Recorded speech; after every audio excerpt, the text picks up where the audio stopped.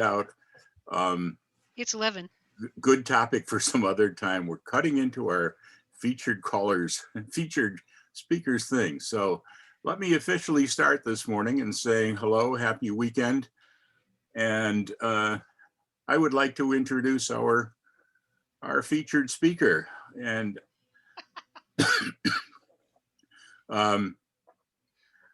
so today's presenter, she gave me a long resume, and if I read all the stuff on there, that's the short version. Well, you gave me the short version and the long version, and the two together didn't overlap, and so I pulled out a lot of things. But if I read all of that, we won't have time for her to present. But she's been dancing for 69 years, which I find impossible because she's not that old. She's been calling for 59 years, doing contras, and I assume you meant cueing contras and leading contras, not just dancing them, for 46 years.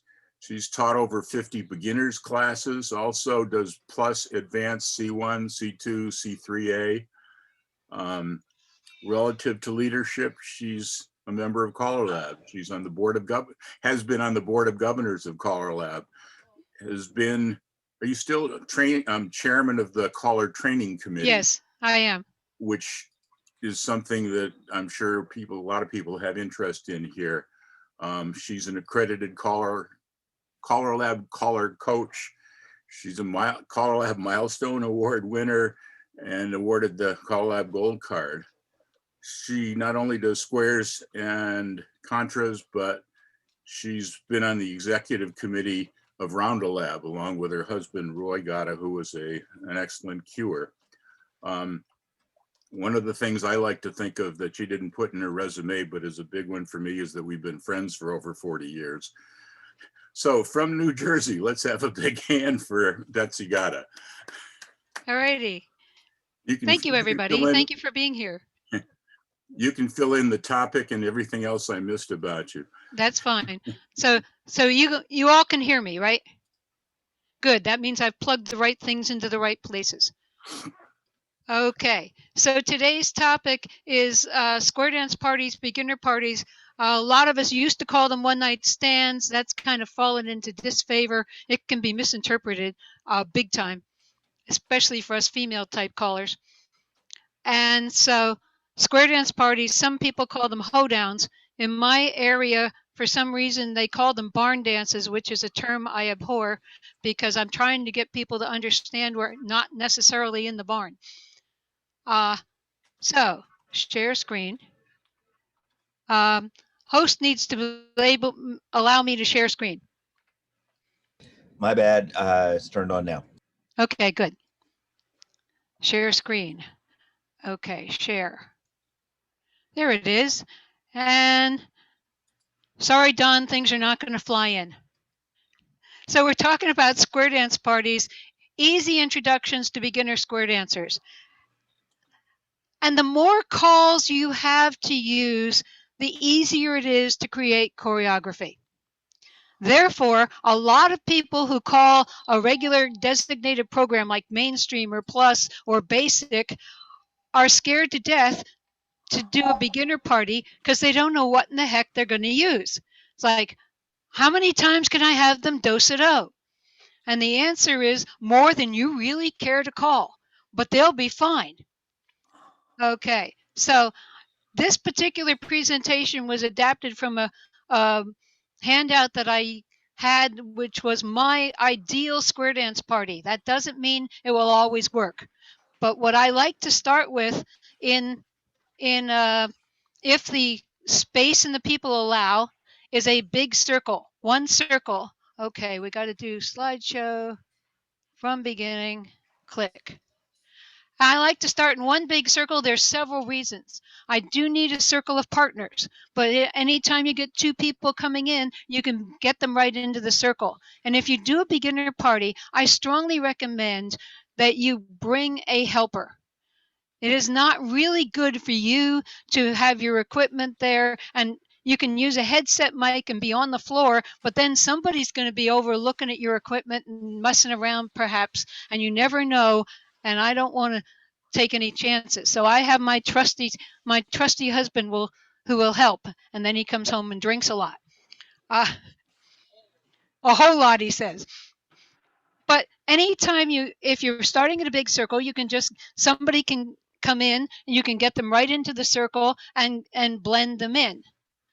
Any or all designated, you can start by joining hands and walking to the left and circling to the right. And that really doesn't need teaching. And the idea of this is that minimal amounts of standing around while the caller gives you instructions is the ideal way to go. You want them moving as soon as possible. So circle left, circle right, any or all designated people can walk into the middle and come back out. You can say, those with birthdays in January, go forward and back. Those with birthdays in December, go forward and back. All the people being the girls, go forward and back. And I don't mess around. You have a partner, but I'm not messing around getting the boys on the left and the girls on the right to start. Then basically, once you have done this a few times, so you get them used to listening. The hardest thing for new people to do in square dancing is to listen, especially if you're dealing with grown-ups, because grown-ups are not used to listening anymore. The more that power they have in their private job, the less they are used to listening. They're used to directing. Some of the worst people I used to call for a beginner dance were the teachers in my mother's school, because teachers are used to telling you what to do. They don't listen at all. It took us half the dance, us being me and my dad, it took us half the dance to get them to listen. So then basically, I want to blend into a standard couple. I'll have everybody circle left, circle right, everybody drop hands, keep walking face to the right. We call this a different call. It's called Promenade single file. Okay, everybody face the center, go forward and back.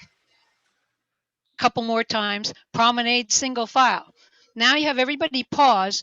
And then if you have a man and a lady dancing together, the gentleman will step into the center and stand next to his partner. If you have two people of the same gender dancing together, one of you step into the middle, you will be dancing the gentleman's part. Period, end of sentence. You decide. I don't care. And then I teach a skater's handhold by having them shake hands and join the left hands underneath the right hands. The whole premise of shake hands is a lot of people are afraid to look stupid because they're not sure where their left and right hands are. If you have them shake hands in this society, anybody, even little kids, will shake hands. Warning, little kids will shake hands until their arms fall off unless you tell them to stop. I found this out at a school session, and I was so busy trying not to laugh that these poor little kids must have gotten a workout. But anyway, the shake hands works. Okay, so then you've got Promenade 2x2, and you tell them that at this point, the men are always in the center of the circle when you're promenading. I don't talk about the men on the left, lady on the right. Somebody's in the center, somebody's on the outside. We eliminate left and right wherever possible. And then you have them back out without changing sides, and then you can go forward and back and circle left and circle right, and the people dancing the man's part, the men go forward and back. The ladies go forward and back.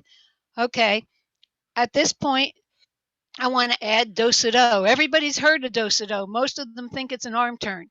So I have a face your partner.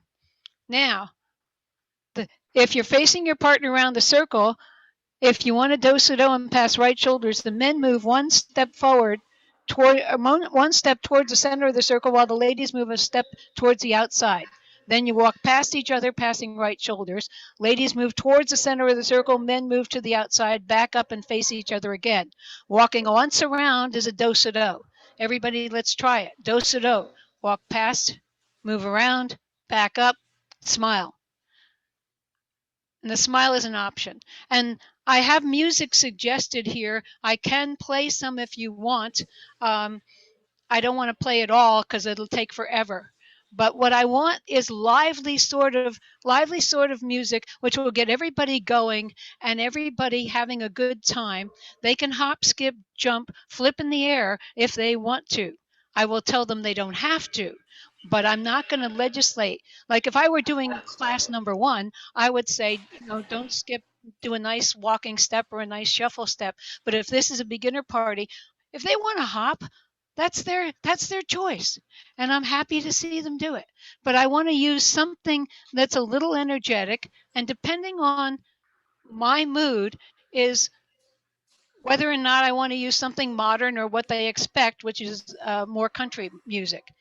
You know, I may very well be out to change the perceptions that we all dance to country music, and no offense to anybody creating our food process, our foodstuffs, but that we're all hick farmers. In New Jersey, country is not necessarily the accepted style of music, so I may want to change their perceptions.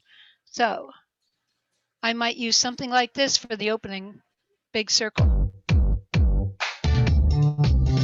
It's got the steady beat. Everybody go forward and back.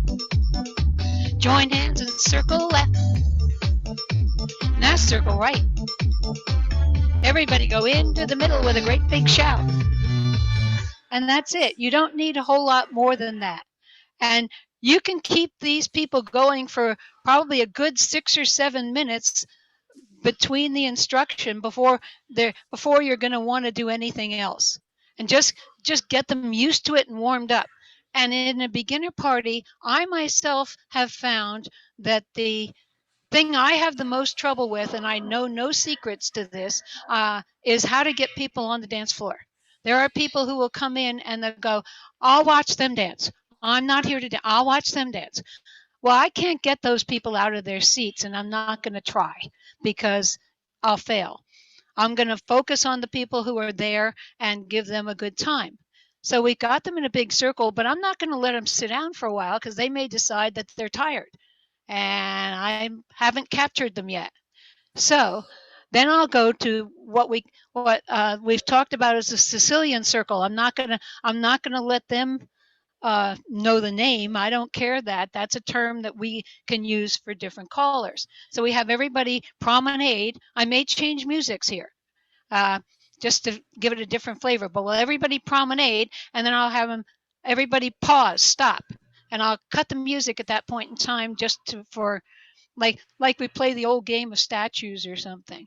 And then my trusty assistant will help me. We'll pick a couple and have them turn around, taking hands, turn around to face the other couple. Now the next couple turn around. And after you've got the first 3 pairs turned around, the other dancers will get the idea and they'll start turning. So you've got a circle of facing couples. One couple going clockwise, one couple going counterclockwise. And this, to me, is one of the perfect places to teach pass-through. Because the call pass through is scary when you're in a square, because you pass through, you're facing nobody, and new dancers especially are insecure and they're sure that they've done something wrong.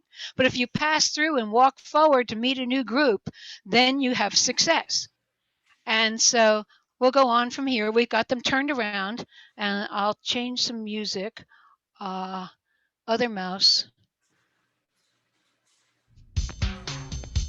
So we got a different flavor. In your group of 4, join hands and circle to the left. Now circle to the right, go the other way back. Back away, everybody go forward. Clap hands, everybody back up. Now pass through, we've taught pass through. Well, actually it won't be pass through, it'll be walk by the one you're facing and move on to a new couple. Everybody join hands and circle to the right, to the right, to the right, to the right. Now circle left, go the other way back. Everybody with the one you're facing, we call them your opposite, do-so-do, go back to back. You did that with your partner, you can do it here. Good job. Everybody with the facing your opposite, walk past your opposite, pass right shoulders, move on to the next. Everybody join hands and circle to the left. Now circle to the right. Everybody do-so-do with your opposite, back to back, all the way around. Now, 2 ladies do-so-do, diagonally. Ooh, big deal. 2 gentlemen do-so-do, diagonally. Everybody say bye to your opposite, pass through. Walk by your opposite, passing right shoulders. So what I do is I add the pass through, the term pass through, after they've done it, probably 5 or 6 times as walk by your opposite, move on to the next. And I'll keep trying to use them both for a while until the call is assimilated and they've made the connection in their brain with square dance term pass through and the action. And you can continue this for another 5 or 6 minutes. And about that, you can also add stars in the groups of 4. How do I add a star? Everybody shake hands with your opposite. Again, that gets the right hands involved before you have any worry about left or right. Now turn so you can put all the right hands in the middle. And this is a right hand star. Walk forward around where the hands are joined. And I don't worry about a hand hold. It's not a pack saddled star. It's not I don't even care if it's a palm star. They can just pile them up on top of each other. And if they pull the bottom one out and put it on the top again, that's fine by me. And I've seen all of these things happen at some point in time. And then turn around, make a left-hand star, and go the other way. Go forward. The reason I stress that is I had a junior high school group, and I taught them right-hand stars, and they did great. And I had them make a left-hand star, and they all backed up. Now, I don't want to laugh at a junior high school group, so I had to control. They backed up for a while I got control of myself and told them, nah, it's really better to walk forward. So all of these things I've seen happen, and we have assumptions as people who square dance, and we have to understand that the new dancers don't have any of these assumptions, and we have to make sure we make ourselves clear. Okay. They get a break. Hopefully they get hydrated and they'll get up again. At this point in time, unless it's a group that's really unruly or something, I'm just going to have them form squares, and I'm going to direct them vocally. Okay, get up. I want one couple to take a spot with their backs to the side of one of the walls, any wall. Now everybody else, join them until you have a group of 4 that looks like a square. If you're working with adults, this is fine. If you're working with families, this will work. If you're working with kids, like when I go into schools, the teachers will set up the squares in advance. It's much easier. When I've done school programs, it's usually one day. I do 45 minutes or whatever the period of time is for each class, and there's no time to set things up. So we're just going to go into squares, and the teachers have set up the squares so there's no fuss, and that makes life easier. So if you're doing a beginner party in schools, talk to the teachers. And there should be another whole presentation about how to prepare for these things and how to connect with the folks who are going to hire you. Because you know a whole lot more than they do, even if you've never done a beginner dance, because you have already square danced. So once you've got them in a square, and once I get 4 couples that are nice in a nice square shape, I point to them. Over here, these guys are what we really want to look like. Thank you, Spotlight Dancers. Okay, then you need a naming system. I use heads and sides normally because I'm doing modern Western choreography in my head in my mind, I'm doing modern square dancing with a very limited call set. So I'm not going to bother with couple 1 and 3 and 2 and 4 because I can just use heads or sides. If I were going to do any traditional dances, I would use the numbering because it's very cumbersome.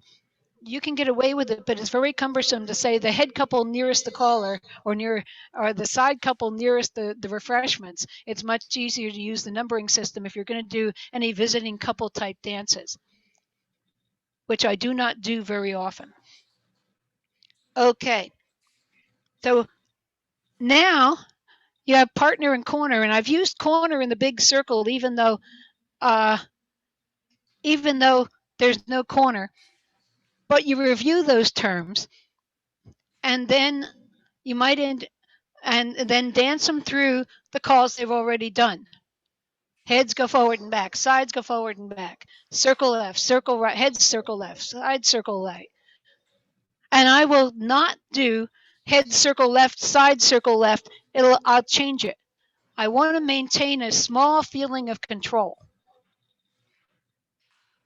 I add swing your partner at some point here, and usually it's an elbow swing. I just let them do what they think a swing is. If you have family groups An elbow swing, you're going to get somebody who needs the chiropractor before the dance is over, especially if there's a height difference. So I teach a two-hand swing, and once again, I'll have them shake hands, join the left hands underneath the right hands, and walk around each other. And the advantage to the two-hand swing is that they're already in the promenade handhold. So if I have them swing your partner and promenade, they can adjust to the promenade without ever letting go of hands and fumbling around and getting what I call the pretzel hands. The pretzel hands are where they've got the left hand to the right hand and the right hand to the left hand, and they're all twisted up trying to get the cross hands. And what I've done in family groups is I've come out on the floor and ask for a volunteer. And a lot of the little kids are willing to volunteer, and you get a small volunteer, and then I'll demonstrate why we don't want to elbow swing, and then I'll show the two-hand swing, and then everybody can practice it. Sometimes the description is just not worth the time it says to take it. If they see it done, they're much better. I have sample figures that are coming up, and I very often do not do a partner change on a beginner party. I will use, do-si-do. I use what I think of as the chorus. It's do whatever figure I've done, and then do-si-do, face your corner, do-si-do, face your partner, do-si-do, swing your partner and promenade. But by having them face their corner and do-si-do, it kind of gets my mindset that they should be doing something with their corner. It satisfies me, and I feel comfortable. And if I have a group that are a repeat group and they're all adults, I'll change partners. But otherwise, I don't normally, and never ever, if you have a family dance with little kids, never ever change partners, because little Mary Jane is not going to promenade off with her friend Susie's dad. She's not going to do it. She'll either run back to her dad or she'll sit and cry. And here I have some samples of music, and I like to do singing calls, and the singing calls aren't very exciting, but if you can pick something out that's really an old classic like Take Me Out to the Ball Game, they'll all be singing along. They don't need, and you can be enthusiastic, and they don't need a lot of what we would expect as fancy choreography. What is really boring for us is fancy to them. Okay, so here's some singing call patterns, and I'll be sending this to you, Dan. So just send me an email so I know what your email address is. But we have, and let's just for a second demonstrate this. Oh, play band. Circle left and take me out to the ball game. Take me out to the crowd. Back home, face your corner, do-si-do, your corner, back to back. Now face your partner, do-si-do, your partner, back to back. Face your partner, everybody swing your partner around and around. Now promenade your partner walking round. And it's 1, 2, 3 strikes, you're out at the old ball game. Hey, now the heads go forward and back. Sides forward and back. Heads go into the middle and circle to the left all the way around. And you get back home. Sides go into the middle and circle to the right all the way around. And you get back home. Face your corner, do-si-do, your corner. Come back, swing your partner, promenade. And it's 1, 2, 3 strikes, you're out at the old ball game. It's successful. It's a minimal amount of teaching. The biggest deal would be the one on the bottom where you promenade outside the square halfway and then come into the middle and circle 4 halfway. And if I'm going to use that in the singing call, it's been done in the patter. It's been done in the patter. For little kids, if you promenade outside, halfway would mean you tell them you end up across the street. You're not at home, you're across the street from home. Just a way of doing it. And I will use pass through and promenade outside, halfway, get back home. Anything that brings them back home will make them comfortable. These are just some samples. I obviously have others. So we take another break. Patter singing call, break. And the next square, they get up. By this time, they're more comfortable, so they're ready to square up pretty easily. And I might, if it's a good group, you go over the calls taught, because you never know. There might be a couple that just got in that they've been sitting there for the first 35 minutes, and now they've decided, yeah, this doesn't look so bad. I'm going to try it. So you don't want to have them thrown to the wolves by not reviewing, but you do the reviews as quickly as possible. And then I might teach grand right and left. Grand right and left. I found out from a school session, grand right and left is like on the monkey bars, but lower down.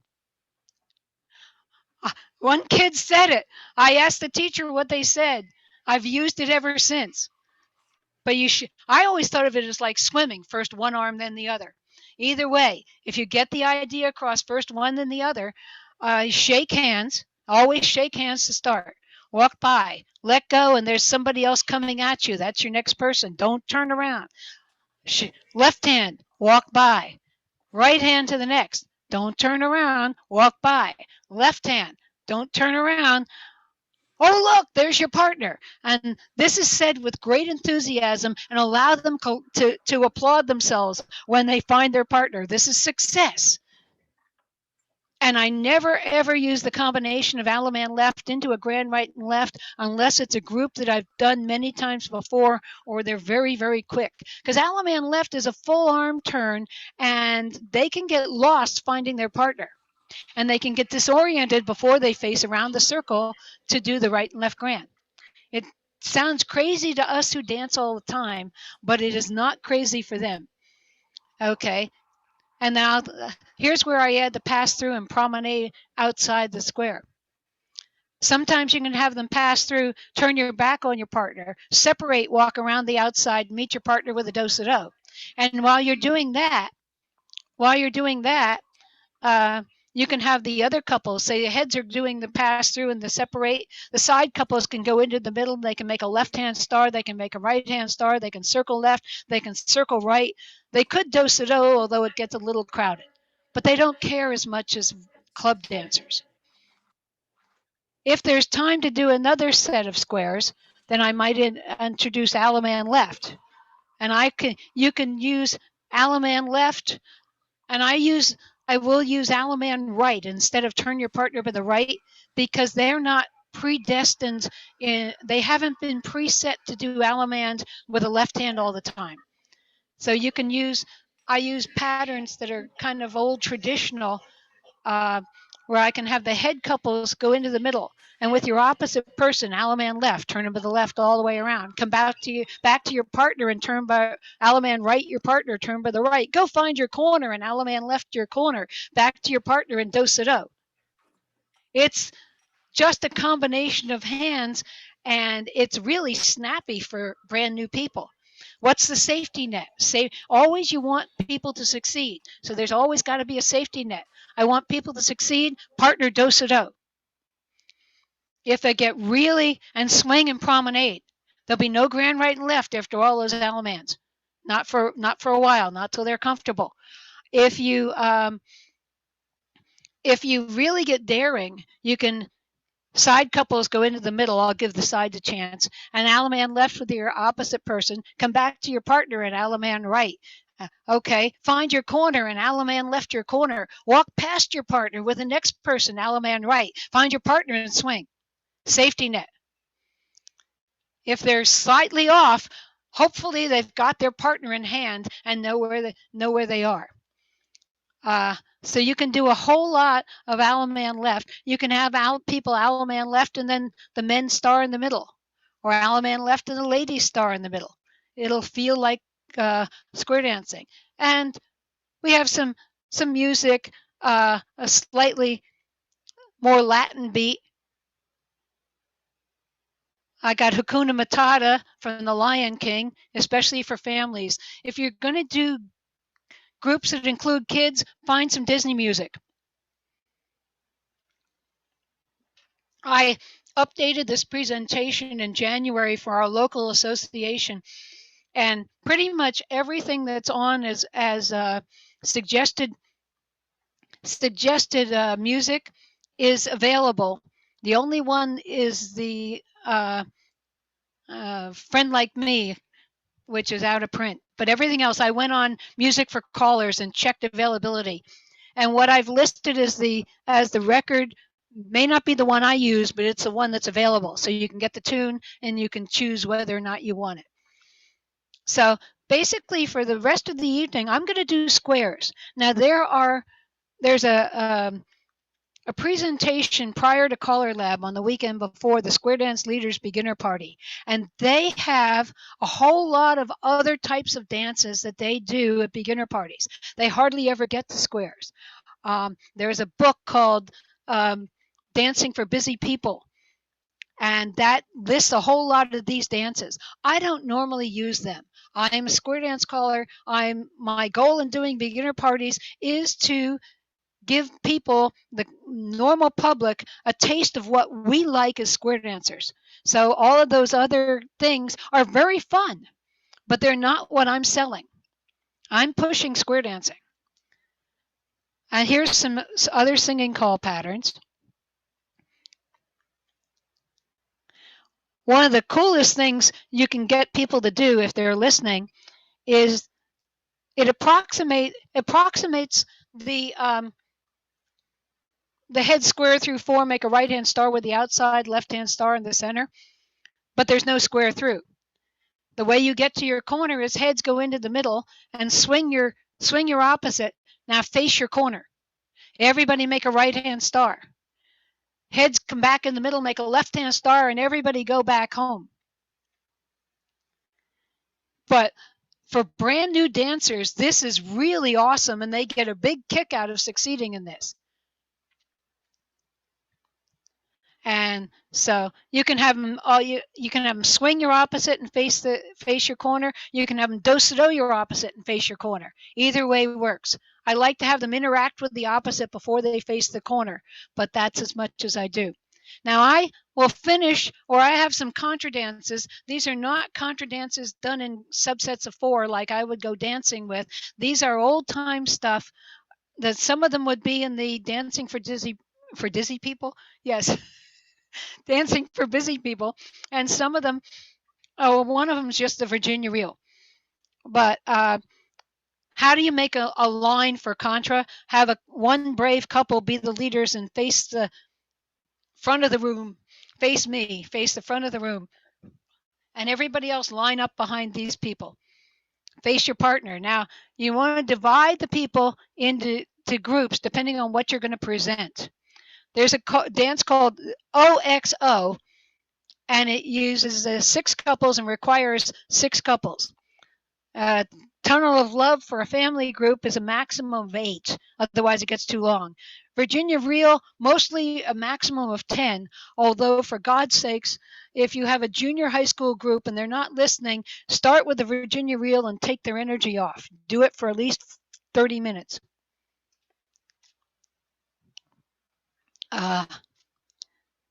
So we don't need to hear the music, right, guys? So this is OXO. So everybody, the head couple, the couple closest to the caller, join hands with your partner and sidestep or sashay down to the bottom of the line, while the foot couple walks up the outside. And you can tell them to walk, dance, strut, whatever they want. What they'll do, it depends on what kind of music you put on, probably. And then, having accomplished that, you have them go back. But the new head couple will sashay down the center while the new foot couple comes back up the outside. Now, the first 2 couples, starting with the closest to the caller or the speakers, will join hands and make a circle. The next 2 couples make a right-hand star, and the last 2 couples make a circle. So it's OXO, circle, star, circle. Then you go back the other way. And then you get back to your own line, and I finish it with like a Virginia Reel ending where you face the front and everybody separate, go down the outside. The original head couple make an arch and everybody else come through and reform the line. Now the trick to this dance is that the original head couple has become the foot couple. The original foot couple is just in the middle. Then there's a new head couple, and the O's and the X's may be different. because people have moved up. So it can keep people on their toes a little bit, just enough interest so that you're going to repeat it 6 times so that everybody gets every place, and that works. That's one.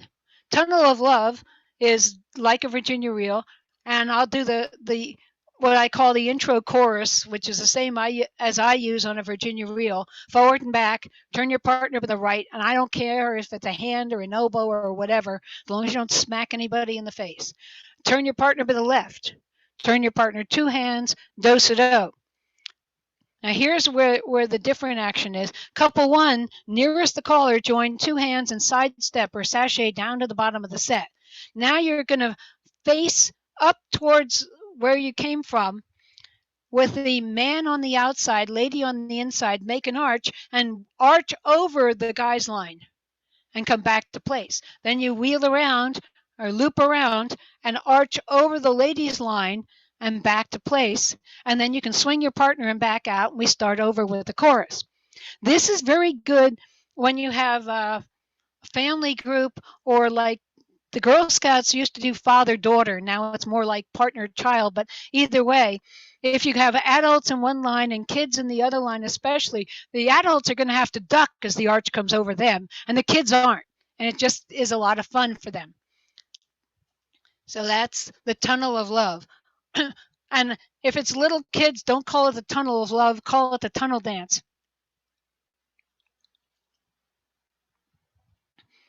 And the last, because everybody may have heard of the Virginia reel, some people who are square dancers may never have done it or may have no idea how to introduce it. It's a proper dance. Proper contras are when all the men are on one side and all the ladies on the other side. Modern contras are mostly improper. Everybody go forward and back. This is the chorus I mentioned on the other dance. Partner by the right, partner by the left, 2 hands, do-si-do. Couple 1, sashay down, sashay back, and then you have to do the reel, which is you hook right elbows, turn all the way around and a little bit more, and you're going to go to the first person, let go of your partner and go to the first person in line of the opposite dancing gender by the left elbow. Now the people who are in line can help by stepping out and getting their left arm ready. And then the couple 1 meets your partner in the middle. And I will rehearse this for couple number 1 pretty much until they've done all the way down the line, so they get the idea.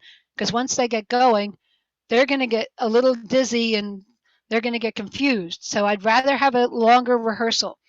Couple 1 will then join your partner or turn by the right until you're on your own side, sashay back. Everybody face the front. You're going to separate, walk down the outside single file, meet and make an arch, and everybody else meets their partner, ducks through the arch, reforms the set with a new head couple. So there are groups that I've seen who they come under and everybody makes an arch. I've not ever taught that. I just prefer one arch. If you have a family group and you might get a couple of really small people, they may make a low bridge and have everybody step over it. You could get cute and have one arm up and one arm down from the arch. I try not to do that. Either an arch or a low bridge usually works fine. If you have a small child and a grown-up, they tell them make a virtual arch. They're not going to connect hands, but they're going to put them up and point towards each other. Anything that you can get so that you... I like to finish with this one because there's no set number of dancers needed to form the lines. So if I have 7 couples in one line and 8 couples in the other line, the couple in the 7 couple line, the top couple gets a bonus and they get to be the head couple twice. And that presents that. Okay, stop sharing. There it is. And there we are. Do we have questions, comments? Speak. I just wanted to say fantastic. Thank you. I'm going to watch this again and again. And we've got several requests for your slides in the comments. Yeah, I'll send them to you as soon as you give me your email address. I'll just send them there because I'm not good enough to put them in the chat. I fired that off and I'll set that. And also thank you. One of the things that Don and I have been talking about is how do we do presentation things on these Zoom sessions, and I'm just going to listen to your rhythm over and over again until I can give your patter to your rhythm, because your rhythm is so amazing. So thank you. Oh, I want to add one other thing about music. If you're going to do a beginner party, pick music that you will like, because you'll be calling the same stuff over again, and the music will give you the enthusiasm to generate to give to them, because that's what you want to do. So I'd like to first of all, thank you, Betsy, for the so far, and looking forward to your answering questions and leading discussion. Interestingly, I'm fully with you on teach as little as you can and dance as much as you can. And you've given me a couple of additional things I can do with few calls. We differ in a few things, like changing partners in singing calls. Although I do agree with you that little kids with their fathers is probably not a good idea to change partners. But the reason I like to change is because I can make it happen very easily. And then there's that success thing you were talking about. So how many got your original partners back? And we got a whole bunch of yays at the end. But again, that's mostly with adults or teens. Yeah. One of the things that I got mostly out of your talk is some of the right words to use in getting people to do things, like center of the circle instead of the left side and all that other stuff. Some really good points there. Any other people want to chime in to? I want to mention one other thing before I let people chime in. When I'm doing singing calls and I'm not changing partners, I do head sides, unlike what I would do if they were changing partners.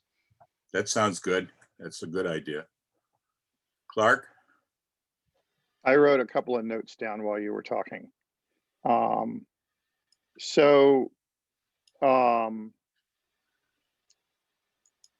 When I start in a giant circle, which I typically don't do because it's never worked well for me, sometimes it doesn't fit in the room well, where the floor has enough space for the 12 squares, but a circle of all those people doesn't fit.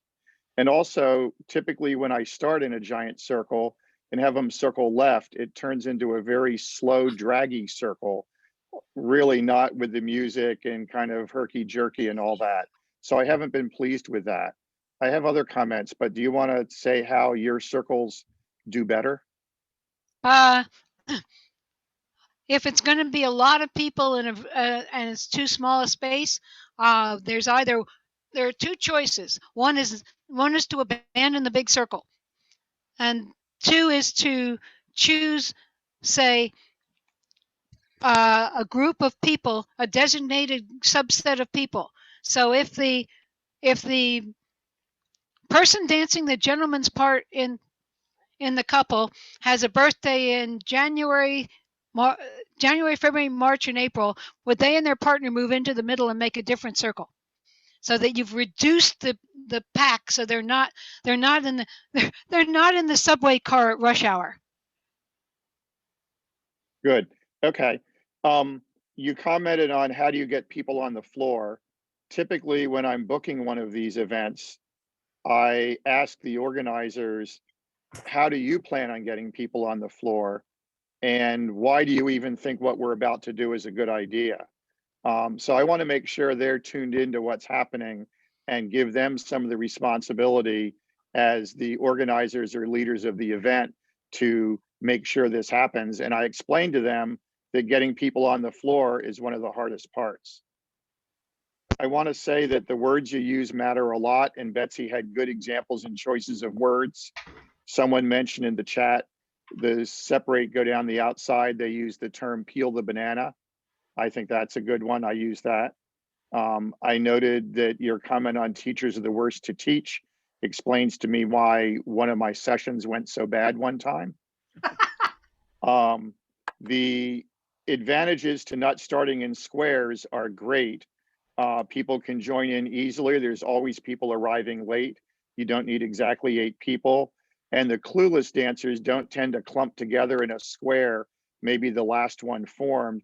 Instead, you're passed through onto the next from the Sicilian circle, helps mix and get everyone dancing with everybody else, which has many benefits beyond just splitting up the clueless. The instructions you use, you always have to be doing things to orient the dancers. And you heard Betsy do it with face your partner, do-si-do, face your corner, etc. That's really important to not fall into our normal square dance terminology of do-si-do, the corner or something. Initially, it has to be face your corner, do-si-do. Later, I reduced that to with the corner do-si-do or with the corner Alaman left. When I teach Alaman left, I first do it and have them do it and teach it once or twice, and then say, where I dance, we normally precede the Alaman left with a clap. So it'll be Alaman left. You'll hear it in my voice, and they all clap, and then you have to do it. And initially, they aren't super competent at it, but I think it adds something. I'm not very good with lots of hand claps and like the dance Sasha and so forth, but this one hand clap on the Alaman left, I think they like the feeling of success when the whole room does it synchronized, and that adds something and they remember to do it. And I also want to point out that none of the choreo that we did so far is really grid choreo. It's not pass through, partner trade, face your partner, square through, star through, etc., like we eventually get to in modern Western dancing. It's all kind of circle-y and imprecise, and the imprecision doesn't matter and helps the new dancers. And the getting home frequently is the reward or the cookie. Those are the notes I took. Thank you. Tony? I want to say one thing to Clark before I saw Mel, I saw Tony, I think Carol. But anyway, I want to say one thing to Clark.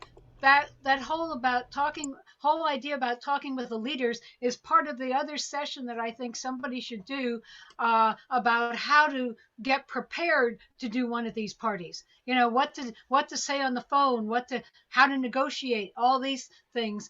How to look for whether or not you're going to get audience participation. I had a group for a PTA group one time that insisted that everybody would dance. The leaders intended to. The leaders didn't somehow communicate that to any of the other parents. Okay, open again. Tony, I think you were next. Okay. I thought Mel was up first. That's all right. Oh, you're up after Tony. Go ahead, Tony. Okay. Hi, Betsy. Hi, Tony. Long time. Yes. Great session, which means I agree with a lot of what you said. Half of my gigs are what we used to call one-nighters. So I've learned a lot of things the hard way. What I want to say right now is about circles.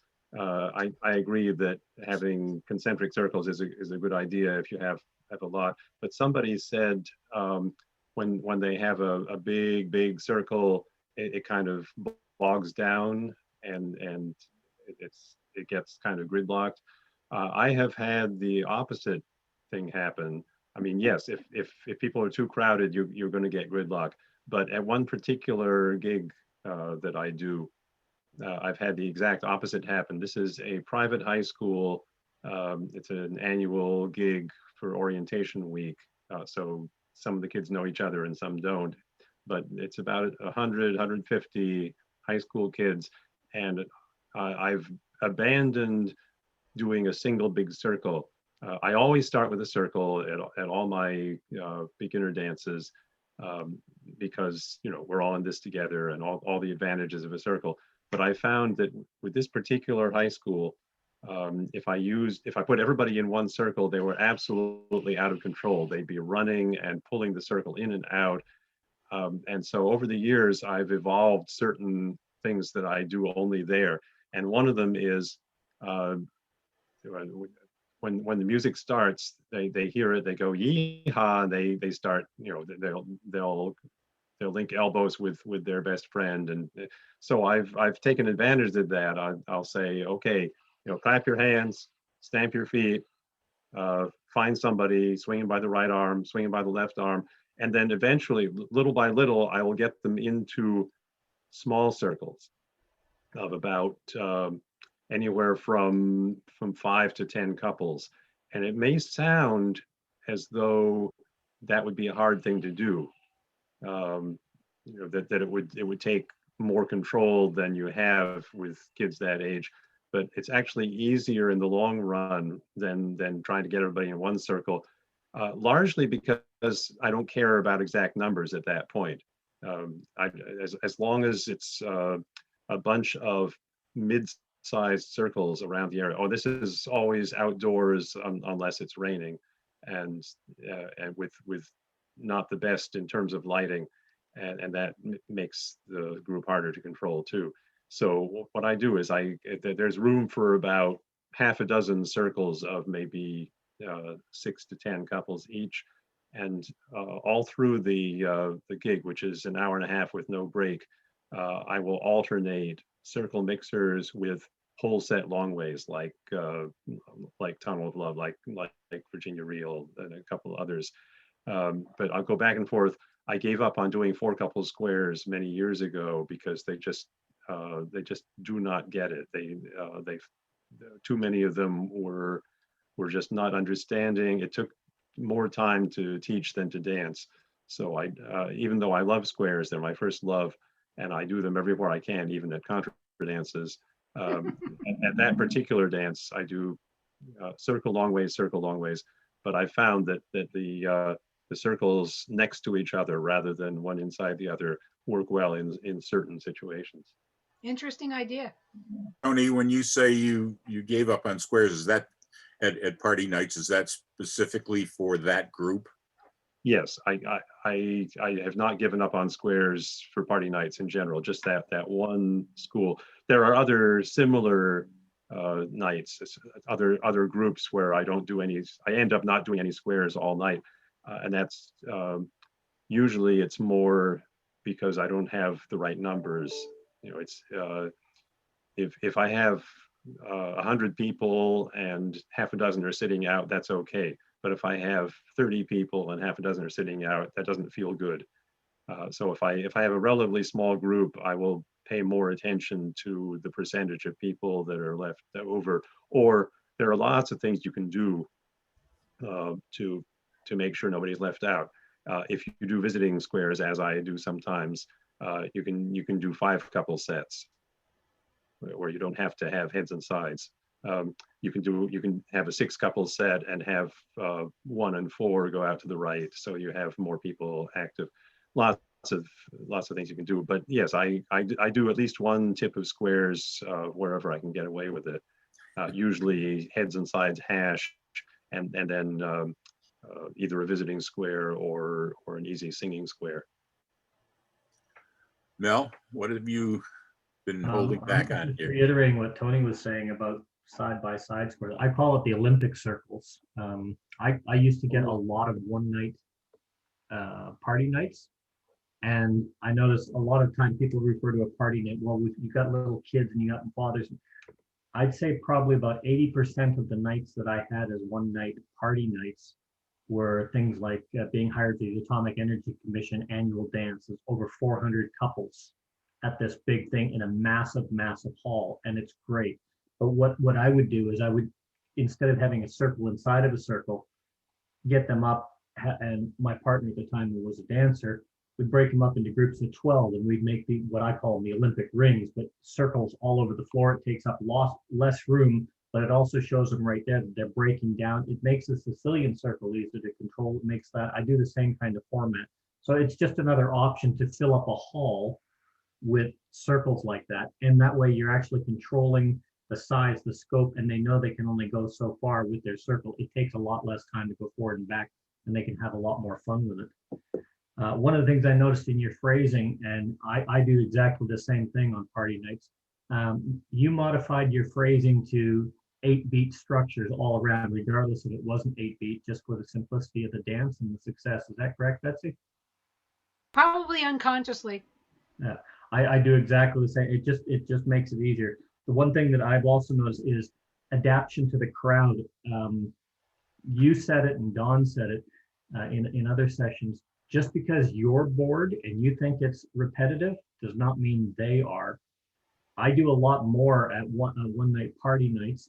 Unlike you, I will do the right and left grand near the beginning in the big circle. I'll do the do-si-do, face your partner, right and left grand, shake right hands, pass, move to the next, all the way around to get back to your original partner do-si-do. I'll do that right near the beginning because it's just that feeling. But the expansion of the evening is not, okay, well, they're doing really good. Let's teach them star through and pass through and then Alaman left. Let's teach them promenade. No, it's, you've taught them a right hand star. Great. Now you do head star right, side star right, girl star right, boy star left, boy star right, pass your partner, Alaman left, you know, expand with things that they already know for success. Fantastic. And I really like what you said is I call it the Gilbert and Sullivan approach. And that a couple of people mentioned, I think Clark, you mentioned that. Try and find out as much about the group you're calling for. I used to do a lot, and I was invited back every year for the universities and the doctors. They would have their interns dance. Usually about 150 people would show up at that one. And so you just modify what you got into surgical terminology. You modify, you know, I would have a heads pass through, and I'd have the boys promenade this way, girls promenade pass one, come back, you know, this kind of stuff. They're doing the separate, but it's done with surgical precision, and you put it into the terms. And if they can relate to the crowd, like you said, peel the banana, things that you can relate, that initial homework of surveying, get on the internet, find out what the group is about, the organization, the who's who, that will do you so much more than fancy choreography, because it gives them that personal touch. And you'd be surprised at how many dancers, if you give them the good time, will actually say, oh, where can we find out more about this? And I look at, if I get 2 of those questions a night out of 400 people, to me, that's a win. And again, I stress and I stress and I stress and you stress, it's all about fun. Party nights are not about finesse. They're about fun. Don't worry about if they have, you know, the do-si-do on the beat or the right and left grand with this, or they have the wrong handle. It's about them having fun. That's what's important. Mel? Excellent presentation, Betsy. Phenomenal. Mel? Yes, Tony. Did you say Gilbert and Sullivan approach? Yeah. Why do you call it that? That's my other hobby. Okay. If you look at all of their, I've gone to a number of Gilbert and Sullivan, and they adapt, like the Mikado as an example. They will go ahead, they send their teams out to do the research of what's going on in the town or the city they're going to be presenting in, and they incorporate those little aspects of what is local known, what is the local theme of the day, what's going on, what's the political situation. They adapt that into the play. The play itself doesn't change, but they modify little aspects to draw the local audience in, and it becomes a very personal experience. That's why I call it the Gilbert and Sullivan approach. Got it. Thanks. I want to stress something that Betsy said briefly at the beginning, and this goes for party nights as well as lesson 1, 2, 3 of Western lessons. One of our big jobs as callers is to get the dancers to listen to us. To, you know, you can do repetitive routines, nothing against that, Tony, but a lot I of represent that. Yes, you do. Or I resemble it. But a lot of the fun of I think of Western ad lib calling is to vary it, to take them by surprise, have them react to you, and what you've got to do is get them to listen to you. That's what the big thing is. And in classes, I try to get the angels to be quiet, because I want tell them I want the dancers to react to my voice, not to your pushing. But it's an important thing, and I'm always amazed that how quickly the dancers at a party night can pick out the difference between my calls and my in-between patter. They seem to pick that out very quickly. So I don't know, maybe I'm just getting them to listen properly quickly, but Betsy mentioned that, and it's something I really want. Again, I guess what you were saying, if you're being very repetitive, it's only helping the dancers listen to your voice and listen to you. It's not there to just keep you bored. It's an important thing and it's not boring to them. And Don, that's an excellent point. I just add on to that. I've seen this at a few dances. I was lucky enough to have a new caller ask me to come in and sit on his one night party. And it was very, very hard not to interject. But the biggest thing that he did, and the first comment I had was, don't teach young kids as if they're stupid or talk down to them. And the same thing with adults. It is the biggest mistake that callers can find. If you treat a 6-year-old the same as you treat an adult, they will respond to you better within reason. You know, it's not I'm Mr. Wilkerson or I'm Ms. Gotta. It's I'm Mel, I'm Betsy, you know, and that's to everybody. Everybody's on the same playing field. You have to adapt accordingly. But for God's sake, don't talk down to them as if, okay, now we're going to do this, children. This is why teachers often have a lot of problems doing that our callers have a lot of problems doing one night party nights with young kids or student age kids, because they teach them like students rather than like people. Don, I saw hands from Chris Stacy and Keith Brown. Chris seems to have disappeared, and I'm wondering if he was just waving. Oh, there you are, Chris. Chris, have you got something to say? Yeah, let's see. First of all, I love the presentation, and and like some of the other people, because you said all the same things I agree with. For people who are reviewing these notes and things, that was a very fast presentation, and yeah, go back and watch it again and look at the notes, because there's a lot of stuff touched on there that's really important that went, it had to go by quickly. But the thing I wanted to hone in on was the success aspect, right? Why do we go out and do these things? What's the goal here? Besides to make a few bucks, and hopefully they'll ask you back again and do it some more.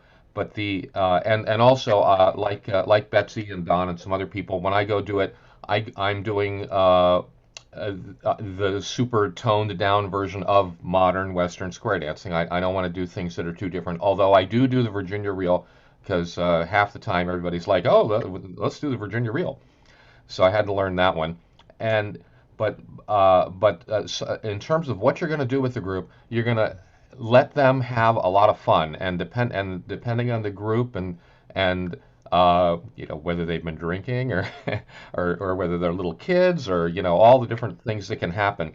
Their idea of having fun is going to vary a little bit from group to group. So you want to be sensitive to that and provide them. And in terms of choreography, I've done lots of these things over a long period of years, and the one group I remember in particular, and it was a full-on night, and I swear to God, all we did all night was circle left. I don't know, we probably did do-si-do. I don't even remember, but I mean, I did basically nothing, and I couldn't believe how unbelievably minimal it was. I mean, it was literally a lot of circle left and circle right, just because of who was getting up, when they were getting up, how well the people were doing, and whatever. And they loved it. And at the other extreme end of the spectrum, I used to do, when I lived in a different area, I used to do a group for a particular university every year. It was their outing club, and they had an orientation dinner and whatever, and bringing in the new people, and then they were going to go camping. Like the next morning, they were going to get up at 5 in the morning and go serious wilderness camping in the mountains of New Hampshire. Anyway, so this party night, they like to have me come in and do the square dancing, and several of the times when I did that, and this is with people these are straight out beginners, they'd never done it before, no experience.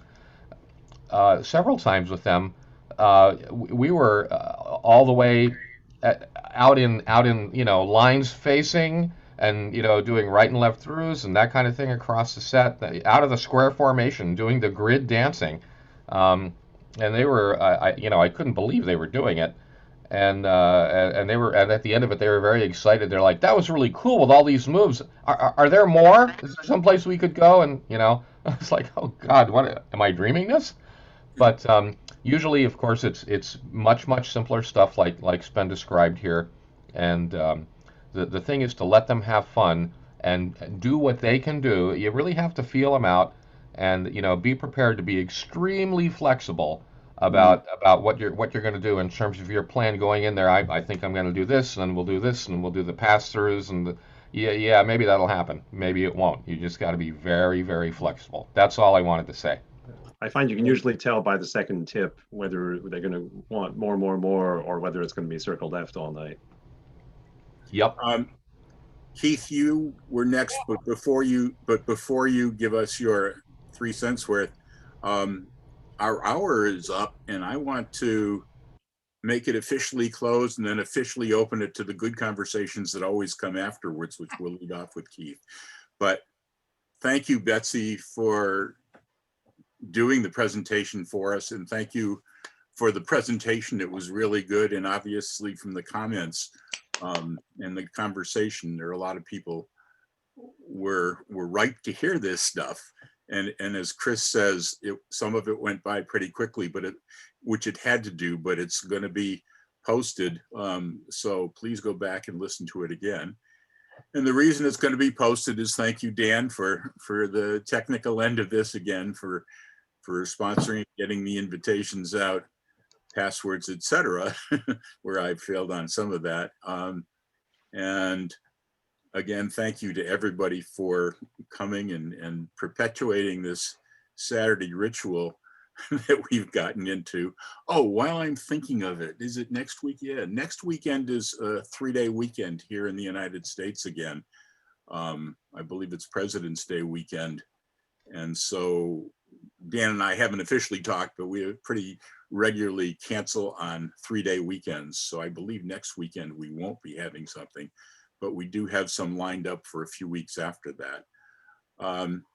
And I wanted one more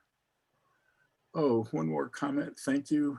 Oh, yes, I wanted to remind you that Mel has an ASH session, an Australian Sensible Hour, every week also, and that's I've actually got a really good presenter lined up for today. And that's in the evening, in the Saturday evening in the US, and Sunday morning in parts west of here or east of here, or whichever direction it is. So you really want to take that in, because I know the presenter personally, and he's looking forward to doing this. And the other thing we usually say is, because the hour is up, if you have other things scheduled, feel free to fade away and not make apologies for having to leave early. Nobody will be offended, except Betsy and me. And anyway, with that, Keith, what did you have to say? I almost forgot.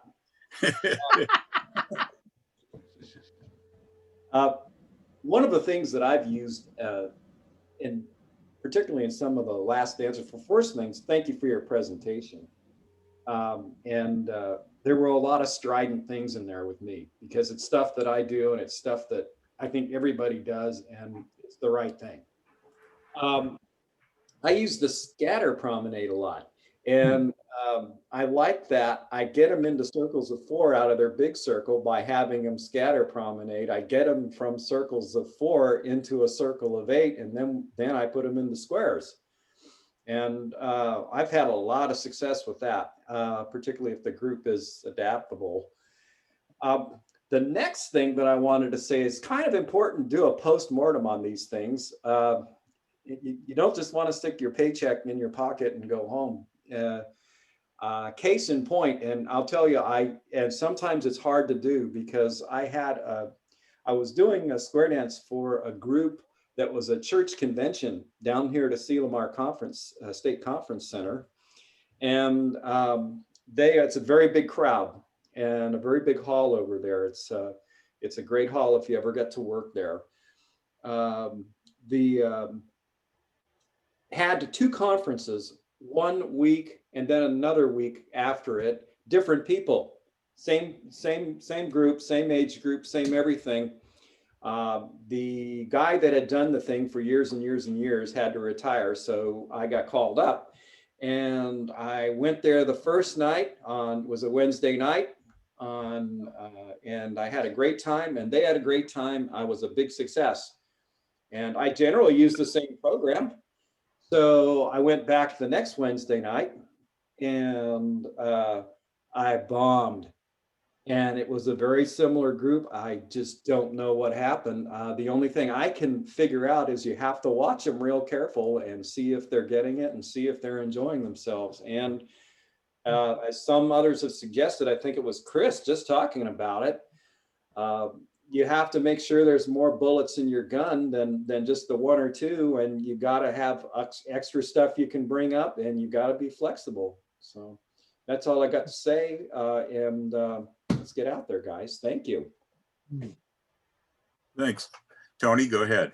Okay, I know I've been talking a lot. I wanted, while just about everybody is still here, I wanted to put in a plug, not for something of mine, but for something I just discovered. If you use recorded modern square dance music, you probably know the name Buddy Weaver. I've known about him, but I just discovered that he has a blog, and he has just finished digitizing the world's largest square dance from 1950, and he's put it up. I guess it was one segment a week. He puts a new one up on Sundays. So there are 5 pieces to it, and I've only listened to 1 or 2 of them. If you don't know, this was the city of Santa Monica celebrated their 75th anniversary as a city in 1950 by having a street dance. And of course, that was the peak of the square dance boom in the US. And so they roped off about 5 blocks of Wilshire Boulevard and Ocean.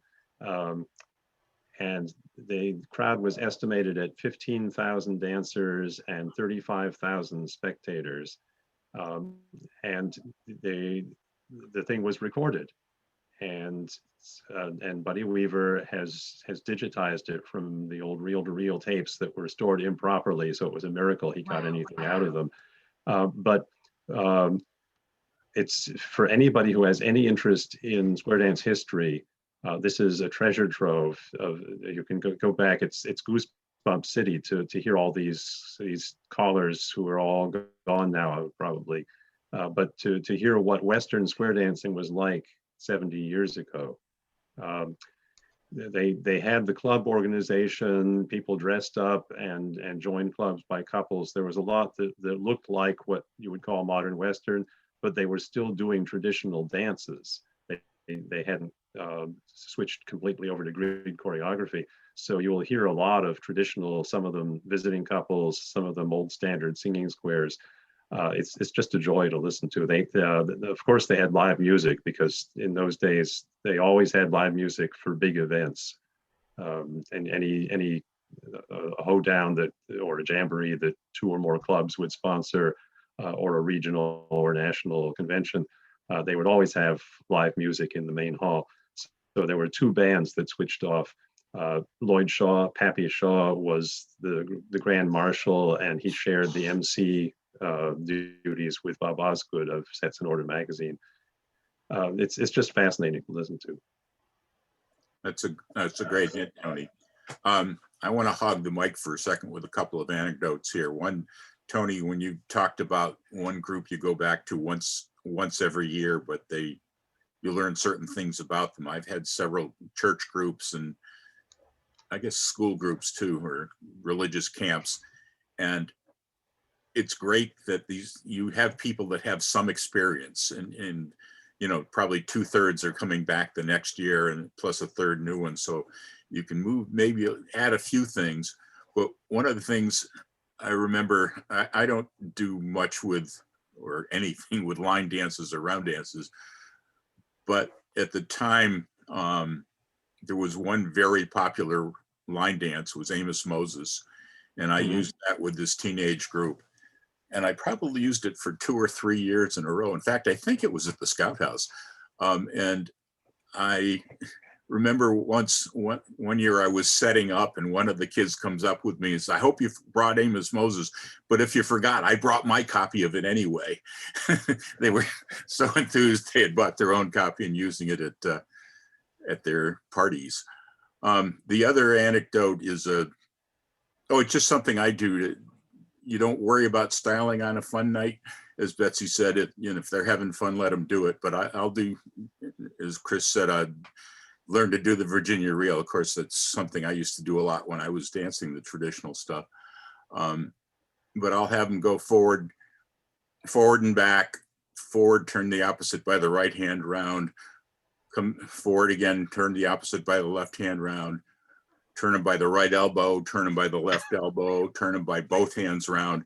And then I'll say turn them by both elbows round, which is sort of physically impossible, but they start to try to get into it and then get a big laugh out of it. It's definitely not styling, but it's fun to see the reaction for it. Any other, anyone else want to steal the mic? Clark, go ahead. Daryl, are you asking to talk, or are you saying Yvonne woke up? Clark's lips are moving, but I'm you can't see saying them. thank you, Betsy, for a great presentation. Everybody else, this has been very informative to me. I'm looking forward to using some of what you said, but I am having to leave. So thank you, everybody. Have a good one. Take care, Daryl. Clark. Do you have to hit on mute before you talk? Only if you've muted in the first place, yeah. Okay. We can hear you, Clark. So let me give you two little extensions I use on some of the calls we use at a one-night stand, or sorry, one-time party dance. The first one I don't use very often, but I picked it up from somebody and thought it was clever.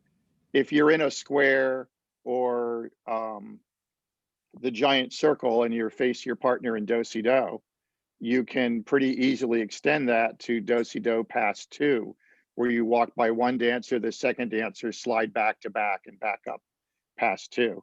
And that gives you variety without a teach. And as long as they don't fall down backing up too far, then you're doing pretty good. The other one that I do with do-si-do is you often in a square might have the head men or head boys go in do-si-do, the side boys go in do-si-do. I have all 4 boys go in and back, go forward and back. All 4 boys go in do-si-do the other 3 boys. And just ask them to engineer it. And some of them do, and some of them rush it, some of them don't, but often they will succeed and they feel like they've accomplished a lot. I've never seen anyone else do that. So it's Nice. it's yours for the taking. Pass Another through thing I is do. good too. Say again. Sorry. Pass through 2 or pass through 3. Oh, in a yes, there you Sicilian. go. Right, in the Sicilian circle when you're progressing. Yes. I also often will have the heads, if it's heads go forward and back or something, I'll have heads as a couple, do-si-do the other head couple. And the as couples thing works well for a couple of our moves at these beginner dances. Sometimes I will get brave and combine that with the everyone do-si-doing. So I'll have all the couples go forward and back, all the couples do-si-do the other 3 couples. And that's giant sweeping motions around the square, but I've had that work also. Separate subject, another comment. In Dancing for Busy People, I don't use Tunnel of Love, although I might start doing it. I use Barley and Oats all the time at virtually every dance I do. So I find that another dance that I like, and it works well at the father-daughter dances with the height disparity. I wanted to make a comment and see if Betsy or others have an answer. When I teach right and left grand, I usually do pretty good. They usually get it, but I almost always encounter somebody who, while they alternate hands, always tries to walk by right shoulder every single dancer. Any comments on that and how you prevent that? I'm in favor of making a general suggestion. And my usual comment is, it is more comfortable. I've noticed, you're doing great, but I've noticed some variations. Nobody ever makes mistakes on my dance floor. Variations. Yeah. But you're doing great. I've noticed some variations. And let me mention, it's your choice, but if you're using the left hand, it's really more comfortable to walk by on the left side. And I'll just say it that way. I'm going to add a couple more things as long as I stuck my nose in here. And that is for line dances, I tell people up front that I don't do line dances. If there's a popular line dance that the kids have and they have it on their phone, I will plug the phone in, instead of my computer, and I'll play it for them in the break. But I don't teach line dances, and I don't normally carry any. So that's one way of getting a popular line dance and giving people a rest. Third thing, height disparity. I stole this from my friend Dan Koft. A father, daughter, or parent, child. You have the kids go in and make a right-hand star, and the adults go in and make a left-hand star over top. The two stars are turning in various ways, and the other star is tall enough to get over them without people ducking. I love it. On that same topic, the height disparities, we were doing one of those dances where the lead couple puts their hands over the ladies' heads and then over the gents' heads on the way back. And one of the lead couples was a father with a small boy, I think it was, who was about 2 feet tall. So instead of making a fake arch, you can guess what he did. He just picked the kid up and held the kid over everybody's heads on the way down. And everybody probably loved it. Yep. Can I just say something to Betsy? She says she's been dancing for 69 years. I've been dancing 67 years. You beat me by 2. Good deal. I was a mere child to start. I've only been dancing for 65 years. Oh dear, I've been a beginner. Betsy. Yes, Tony. Have you still made it to every national since the last time I saw you? Everyone they've held. Wow. Does the bottom bar touch the floor yet? No. On your badge? No, but if I'm wearing a short skirt, it will be on my shoulder and come to the bottom of the skirt. If I'm wearing a longer skirt, it works better. You still have room between it and the floor? Yes. Wow. But they're little bars. Yeah. But the bar that you've said is a hard one to get over. Oh yeah. No. I was thinking Betsy should have a cape on all of her dresses, and the cape would be a banner with all her badges on the back, but it'd probably weigh her down backwards. Probably. And nobody. Chris is waving like mad. I was going to say nobody else will ever beat that record, and I'm not sure it should be beaten. But what Tony means is I've attended every U.S. National Square Dance Convention since 1961 and called at every one since 1963. And some of you weren't alive. Chris, go ahead. Unmute yourself, though. Am I unmuted now? There we go. Yeah.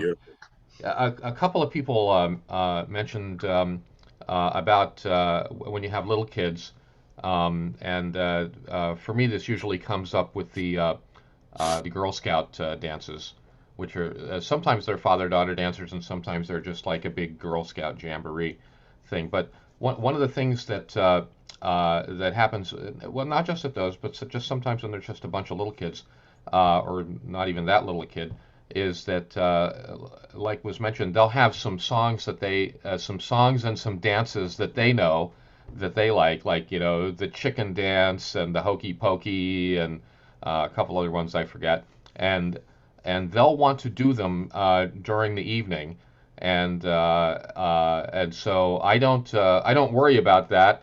I have, however, acquired the music for it, but I can't count the number of times that the girls have run up and said, "Oh, Mr. Stacy, we brought this here, here's my iPod or whatever. Can we do the chicken dance?" And I'm like, and of course, the first time somebody said that, I'm thinking in my head like, "The what now?" And but the answer, of course, is by all means, and you lead it. And especially the Girl Scouts are good at that, and they ought to be because they're trying to teach leadership or something, right? And so that's just another fun sort of when someone hires me for one of these things. So one of the questions they usually have is, how long are we hiring you for? You know, what's that going to be like? And the way I do it is I say, look, you know, you're having your event here, and you've hired me for the whole event. You tell me, you know, what time you think I'm, you know, you're going to want to have me come along, and I'll show up, you know, an hour before that to start getting set up and everything. But you have me for the whole evening, you know, that's the deal. And so that's a lot of time. That can be a lot of time to fill up. Usually those things, there's a dinner and all kinds of stuff going on, and you're not on continuously, but you could be on quite a bit. And one of the things that if it's a thing with kids, is that they'll want to do that, and so I bring the music for that because you can guarantee they'll come up and ask for it, and you know if you don't have it, they probably have it, but it's just convenient if you can just push the button yourself. And I also bring break music that's appropriate to the theme of the event. So usually it's a country western something barn something kind of theme, and so the music will be country music. So I, you know, bring a huge selection of break music for country music. At other times I bring other kinds of music if it's not that, and so these are just more things to help help fill out the evening, and you know just make it more of an event. But don't forget about the little kids. They'll want to do their chicken dance and the other crazy ones, and they'll lead it, and they'll have that. It'll be like their own little mini segment of the thing, and it's a great party for them. So just a thing to be aware of. As many have said, if they want to have fun, don't get in their way. And again, if they're leading, that's just a little less work you have to do. Tony? I don't know how many of you have done these party nights for non-dancers, or how many of you are planning to. I would encourage you. You know, they're fun. You can see it through. You may think you'll be bored, but you'll see it through the new folks' eyes. I love watching people light up and go, "Hey, I can do this." And of course, there's nothing more fun in the world than watching at the father-daughter things when you get to the swing and it's the little tiny short girl and the tall father, and you know what's going to happen on that swing. Oh, it's just fun. Yeah. And of course you can charge more typically for a non-dancer event than you can for a club dance. Don't sell yourself short. I charge 2 to 4 times as much for a one-nighter as I do for a series dance typically. And also, don't feel guilty if you end up not doing as much as you thought you were going to, especially at weddings and birthdays, family parties, where they're there to socialize as much as they are to dance. There was one wedding where I ended up doing big circle hash, which I always start out with, but then they wanted other stuff. They wanted to socialize, they wanted to sit and talk and drink. And so it was big circle hash, and then an hour later, Virginia Reel. And that was all I did, except for being there and setting up the sound, playing background music, and they used my wireless mic to give toasts and blessings and things. So don't feel guilty if that's all they want, and you're still collecting your big fat paycheck. Then you've given them what they want. On a choreographic note, I'd like to add to something that Betsy said. She mentioned singing call, choreo. We've all talked about teach as little as possible and dance as much as possible. And she was demonstrating a singing call where you had the heads go forward and back, heads circle left once, back out, sides forward and back, sides circle left once and get back out. I will frequently use that maybe the first set because they can handle that by that time.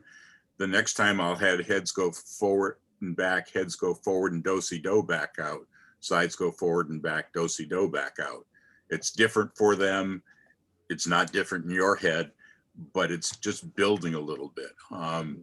Maybe then I will by that time I've gotten to, as Betsy did, the heads promenade outside halfway, and I'll have the heads come down the middle and do-si-do straight across, and then circle left, but just halfway back out at home, and then the sides forward and back, and whatever there's time for in the music. So there's an awful lot of singing called variations on that. You know, heads do-si, forward and back, heads do-si-do, heads circle once till you get back home. A lot of variation like that with minimal teaching, but it still feels slightly different to the dancers. You're giving them variety. You're building on their listening, but you're not having to teach new calls. And you can mix it up with the heads go forward and back and the heads circle left one time and the sides go forward and back and the sides do-si-do. It's not a big mix for us, but it'll change their perceptions. And I just want to put this non sequitur out between the three of us, Susie and Tony and I. We have 201 years of dancing added up. You must be tired by now. Yep. I'm a lot shorter as well. I was in good shape. Yeah. I've lost 2 inches. Eric's got his hand up. I've been fortunate to do some father-daughter Girl Scout dances for approximately 30 years. Some of the Girl Scout leaders I first met when they were the Girl Scouts, you know, at these things, you know, 25 or 30 years ago. I would encourage anybody, any caller to do these kinds of dances. They are tremendously rewarding to you. Now, one of the things that I do that nobody else has mentioned as of yet, I mean, I do a couple of squares in each one. And one of the figures that I use is what I call ladies' chain. I agree with what Betsy was saying about that the girls, generally speaking, don't want to change to another gentleman, if you will. So first of all, I start off to teach, if you will, the courtesy turn part is just have the father put his right hand on his partner's shoulder, and the two of them, the gentleman backing up and the lady walking forward, turn all the way around to face back into the center of the square. We do that once or twice, and everybody has that idea. And then have, like, say, the head two ladies 1 and 3, step forward, take right hands and turn a full turn all the way around, come back to your partner for that courtesy turn. Nobody knows that it's not our ladies' chain, but for them, it's a ladies' chain. So you can do square dance figures, which has, you know, like head ladies' chain, side ladies' chain, heads go forward and back, sides go forward and back, face your partner, do-si-do, take both hands, promenade the ring, and around you go. All right, and after they get comfortable doing that, then we tell them, all right, now we're going to have all 4 ladies chain at once. And that usually gets a big, you know, kind of response. But you teach them to all 4 go in, put in their right hands, go all the way around, come back to your partner, and right away, you got a new figure, and it works tremendously. Speaking of figures and the circles, something that we don't use the circles very much in regular modern Western square dancing, and we could. And actually, as a result of doing these fun nights, now when I'm calling for real, as if the other thing's not real, I'll do more circle, you know, circle 4 choreography, and I wish people would do that a little bit more. But you can circle to the left or right 3/4. Don't forget that, because we don't do it too often in modern Western. But we could, and that can enhance your choreography a little bit. But I picked up on that as a result of you know, over time having to sit down and say, now what am I going to do for this you know, fun night choreography stuff here, you know, and trying to figure all these things out that you've heard everybody talking about, because we've all figured them out, and now you don't have to. But don't forget about the circles, and don't forget about them you know, the following Tuesday when you go call for your club either.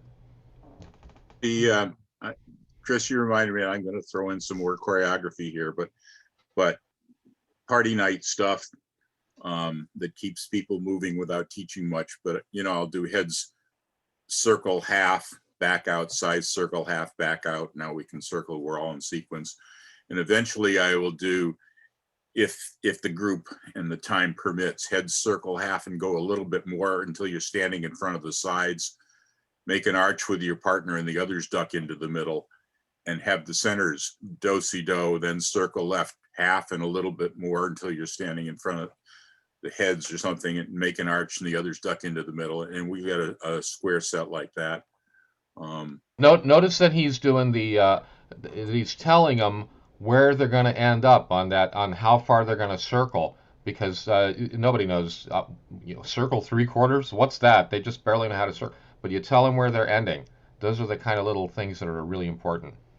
Another set, again, more complicated choreography, if without teaching anything, but once you've taught, let's say we're going to do heads promenade halfway, and then the sides go forward and back. Now the sides do-si-do, but go 1.5 or pass through whatever you've taught them already, and turn back by yourselves, i.e. do a U-turn back, and all join hands, circle left, and you've got 2 boys, 2 girls, 2 boys. It's variety. And then you'll say, stop here and let's just have the girls go forward and back. And now the boys forward and back, and the girls circle left in the middle and back out to the same spot. And if they back out to a different spot, it's not really a problem. Now the boys go forward and they, oh my God, am I going to have to hold hands with the other guys? But you have the guys do a do-si-do straight across and back out to the same spot. And then all join hands, circle left. And then one time you'll say, guys, swing the nearest girl that happens to be their partner and promenade home. And the next time you'll say, girls, swing the next guy, same thing, and promenade that person home. Again, a lot of variety in choreography without having to teach anything new, and still having a Western feel to it. That reminds me of a easy figure that I learned years ago. You need a definitely gendered group, a group where they're okay dancing, one role or the other, and where they know who's on the right and who's on the left. But heads forward and back, pass through, U-turn back, sides forward and back, pass through, U-turn back, circle left halfway, and swing the girl on the right, or new partners, swing and promenade. There's so much you can do with so little, and I just love sessions like this where I pick up, oh, that's obvious, I can throw that in without teaching new Right. also. Hey, I have a question for everybody. What is your approach when you go and do an event and it's going to be all probably girls? No boys. I was wondering if we were going to get to that.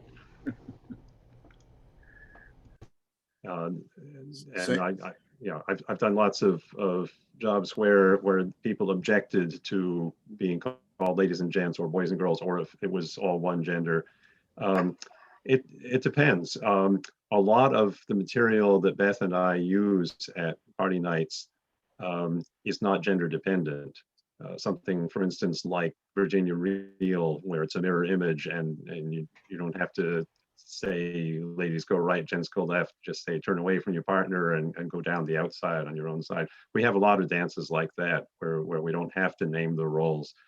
But if we do have to name them, Beth uses birdies and crows a lot, where and with that, the high school group that I've done every year, the Yeehaw group, I for the few dances where it matters, I tell them, okay, in each couple, one of you is the farmer and one of you is the cowhand. And the way you can tell the difference is the farmer is the one on the right. I use rustlers and cowbells. Bells, get it? Wow. Then the rustlers are on the left. Yeah, the rustlers is on the left and the cowbell is on the right. The funniest one I ever came up with, and I've not used it since, was it had to do with where they were when they promenaded, and I used the innies and the outies, and they changed sides depending on their belly buttons. Wow. I knew a caller who you always used that, but I didn't hear the punchline. I actually watched the kids, some of the couples change sides because they thought it related to Wow. their belly buttons. How does Also- she know? How does she know that about me? Yeah. Also, on the stuff that Don was saying about circles, if you have the head couple circle in the middle, circle left 3/4, so you're standing in front of a side couple, pass through and circle left again 3/4 with this couple, you got lines. And then if you just pass through and swing your partner, you can either circle left in the whole circle or promenade home. Let me write that down. Yeah. Are you in sequence at that point? I believe Math so. was never my best subject. Say it again, Betsy. Okay. Head couples go into the middle and circle left 3/4, 3 places. You're standing in front of a side couple. Pass through, meet that side couple, circle left 3 places, or 3/4. You're facing the head walls. Go forward and back. Hang on. Hang on. I thought I was being a smart aleck when I was about to say, hey, does Taminations do this? But I can hear somebody typing. Okay, meet that I just side did it with dolls. Meet that side, circle left 3/4. Yeah. Pass through, meet the side, circle left 3/4. I believe you're in sequence. Yeah, you are.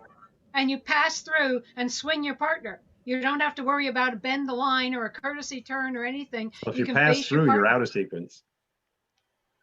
No, the men are in sequence. The ladies are out. No, if you. You can't Oh, be wait. in there because they're all with their partner. Yeah, I'm sorry. Which head sequence? circle. Which Head pass circle through? 3/4. That puts the one in front of 4. Heads pass through in the middle. 1 comes to 2. Right. Circle 3/4. You're in sequence. But if you pass through at that point, you're out of sequence. Now, if you go heads forward and circle 3/4, they're facing the number 1 couple is facing the number 4 couple. Pass through, they're face to face. Circle 3/4. They're in their lines. They're out of sequence. Pass through, swing. Oh, wait a partner, minute. Everybody's back in sequence. You're right. I goofed. I was thinking 1 was standing in front of 4. They're standing in front of 2. Yeah. Okay, so you and do for have to you- pass through. And for you mental image callers, you do an X in the middle, pass through to the left side. You do an X there. You've moved the spot from 3 to 4. Namely, you're with partners. You're on the far side of the line from your spot, so you're out of sequence. You pass through, so you're in sequence, and swing your partner. Did we just lose Dawn? Talking about mental image reminds me of something I was going to say earlier. The only connection is that J. King wrote about mental image, and this is a quote from J. King. He said, a piano virtuoso can play a melody with 1 finger, and you know that he's a piano virtuoso because you can hear the confidence. You should be able to do the same thing with circle left, circle right, swing, and promenade. Tony, did you know Jay also? Not personally. No, I got his book early on, I think, when it was fairly new, but I never met him. He and I both worked at Raytheon, and I got to chew his ear many times. It was a real privilege I had, I guess. It was very educational. I thought I had another pertinent comment or saw somebody with a pertinent comment, but I guess I was wrong. Go ahead. Must have Anybody? been an impertinent comment. I was going to say some of the best conversations happen after the hour. We're having fun here. It's good stuff. Any other I was going to contributions? say the whole idea is that you have so much that you can do with so little, as long as you stretch your mind and are not locked into program choreography. Now the question is, how much I'm asking myself here. We said it, the dancers don't mind doing do-si-do a bunch of times or circle left a bunch of times because to them it's all new. But we're talking now about adding variety, even though we're not adding new calls. Do the dancers appreciate this? I mean, I think they do, because I think the fun of Western is the surprise Alaman left or the surprise swing your partner. That, how did she show up next to me after all this kaleidoscope stuff we're doing?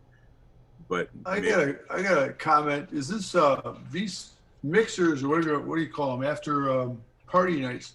Is it more to introduce them to Western square dancing or something like that, or is it just to get them up and all get them to work with each other and just like a team building exercise? I mean, we're just using square dancing for a kind of a framework to get them to move, but the whole thing is just to get them all up and move and interact with each other, right? Is that the basic operation of the thing? John, my basic idea is to get them to hire me again. Yeah. Well, yeah, there you go. That's another way. Well, My you have to- basic, the way my I basic- think of it, yeah, Go go ahead. ahead, Tim. Betsy, go. Okay, my basic idea is to give them a good experience at what we're going to call a square dance, and so that if they hear about the activity some other time, their memory is, no, I hated it, but it's, oh yes, I had fun and it was possible to do. Yeah, I'm with that, and also with the idea of what I present is as close as possible to what they're going to encounter on, say, their first night at a Western Square Dance Club. I really am doing Western Square Dance choreography. Some of it might be figures that we don't do, and I might describe them a little differently and things like that, and do them from some different positions. But they're really doing modern Western square dancing, and that, in terms of what am I promoting in terms of an agenda, that's what I'm promoting. John, I think that's an excellent question, and I think number one on the list is you keep them entertained, and so they have a good time. Number 2 and 3, in some order, is what Betsy says, they have a good feel of what square dancing is for later. And what Chris says is, so they want you back to do it again. But you have to think like a client. But that's a good point. Number 4 is, I love it when they say, this was so much fun working, where can we get more of it? And I'm saying, well, I'm starting some classes in a year and a half, or hopefully in within the month or something. So it's a combination. Again, my approach to a party night is keeping the look and feel of a Western dance, so that they will want to if they want to progress, they're in the right direction, and I don't have to teach them, break old habits and teach new ones. Oh, a little business thing, as Tony and some other people have mentioned, you can really charge quite a bit of money for these things, and people are not going to bat an eyelash, because they're comparing what they're paying you to what they would pay another entertainer, such as a disc jockey or even a band. That's what's in their head. And so you come along with your quote that's 3 times what you normally charge for a dance, and they're thinking, wow, this is cheap.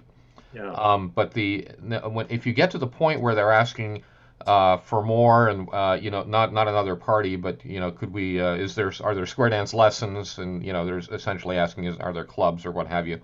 You might want to make a note to them that not only, yes, there are, but it's not expensive. If you're going every week, it's not as pricey by a long shot as as the party is. Yeah, I've started telling people that if they want to do this on an ongoing basis, I have special rates for weeknights. Yeah, that's a good way to pitch it. I like that. But let me tell you that for weddings in particular, as I said, about half my jobs are party nights, and of the party nights, about half of them are with a live band. And for a wedding, we with the caller and the full sound system and 3 musicians, you're well up into 4 figures, and we're probably the cheapest vendor at the wedding. Cheaper than the caterer, certainly cheaper probably than the flowers, but certainly cheaper than just about anybody else that they're paying. So it still looks reasonable to them. That's what I was going to say, Tony.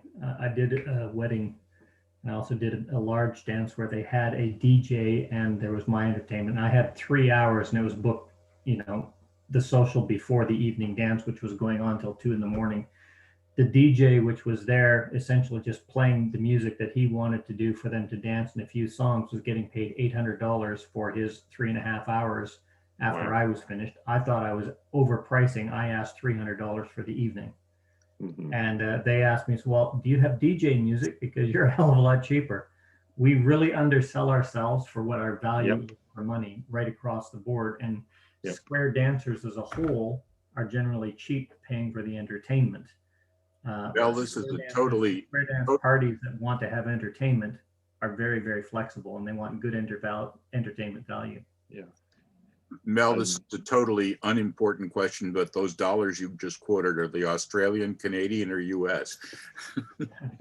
Australian dollars, the biggest I got here was $750. That was one night. That was what they offered, and it was a standard rate that they were paying their DJ for the night.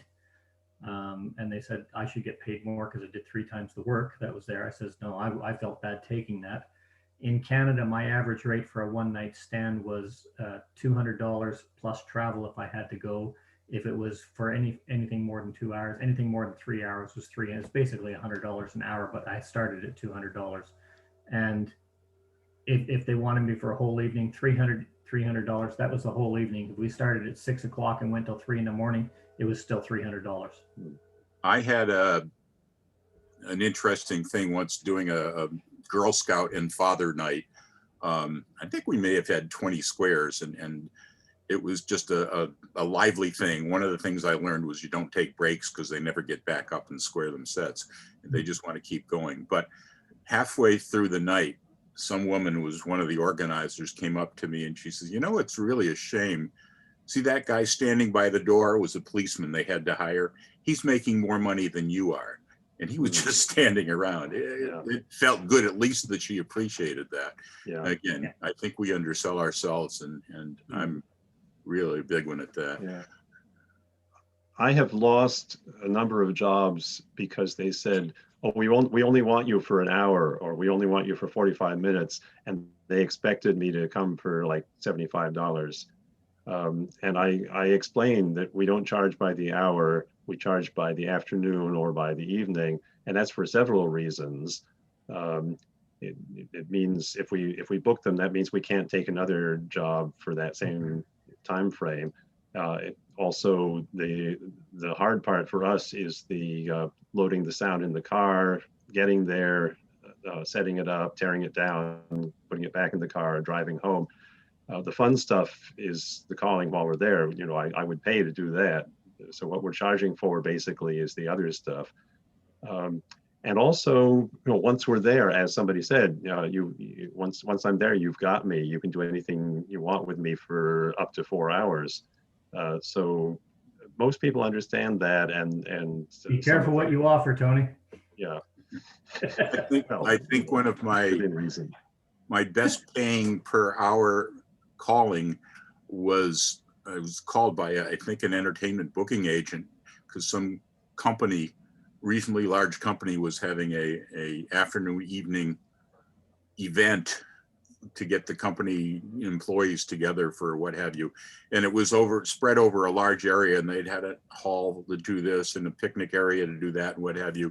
And they had me set up in a square dance, a nice hall, a little bit off the beaten path.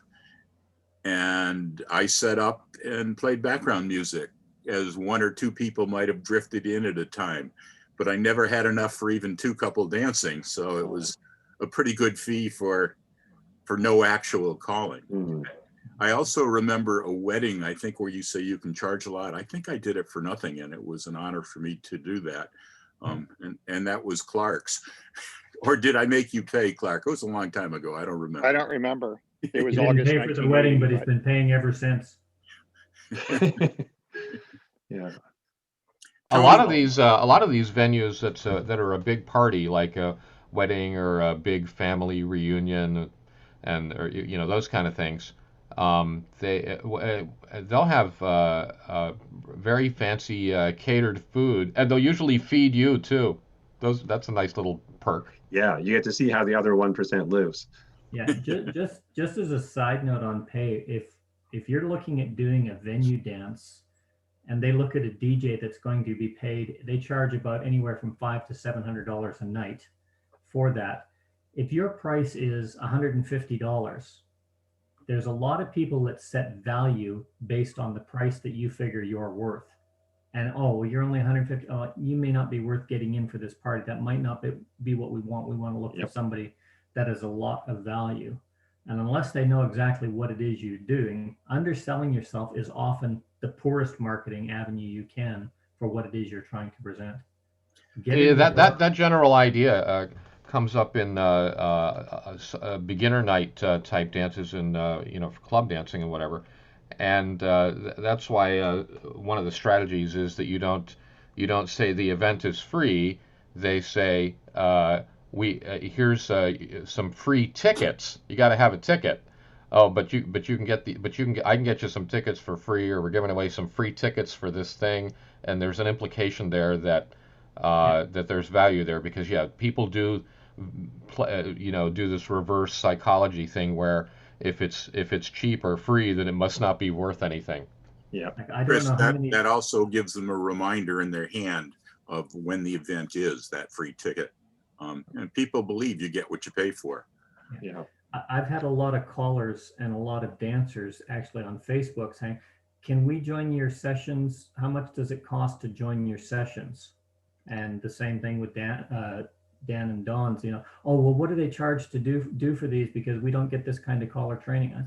It's free. A lot of people don't realize that you can actually get good value for money cheaply. They associate value with price. Yeah. And it's unfortunate, but it is a reality. But for God's sakes, don't undersell yourself, especially in an area with other callers or a callers association that do a lot of these, because dancers and organizers are not stupid. So if Tony and I move into Tony's area as an example, and he charges, let's say, $250 for an evening fun night, and I walk in as a brand new caller and I say, okay, well, I'm not as good as Tony. I'm only going to charge $50.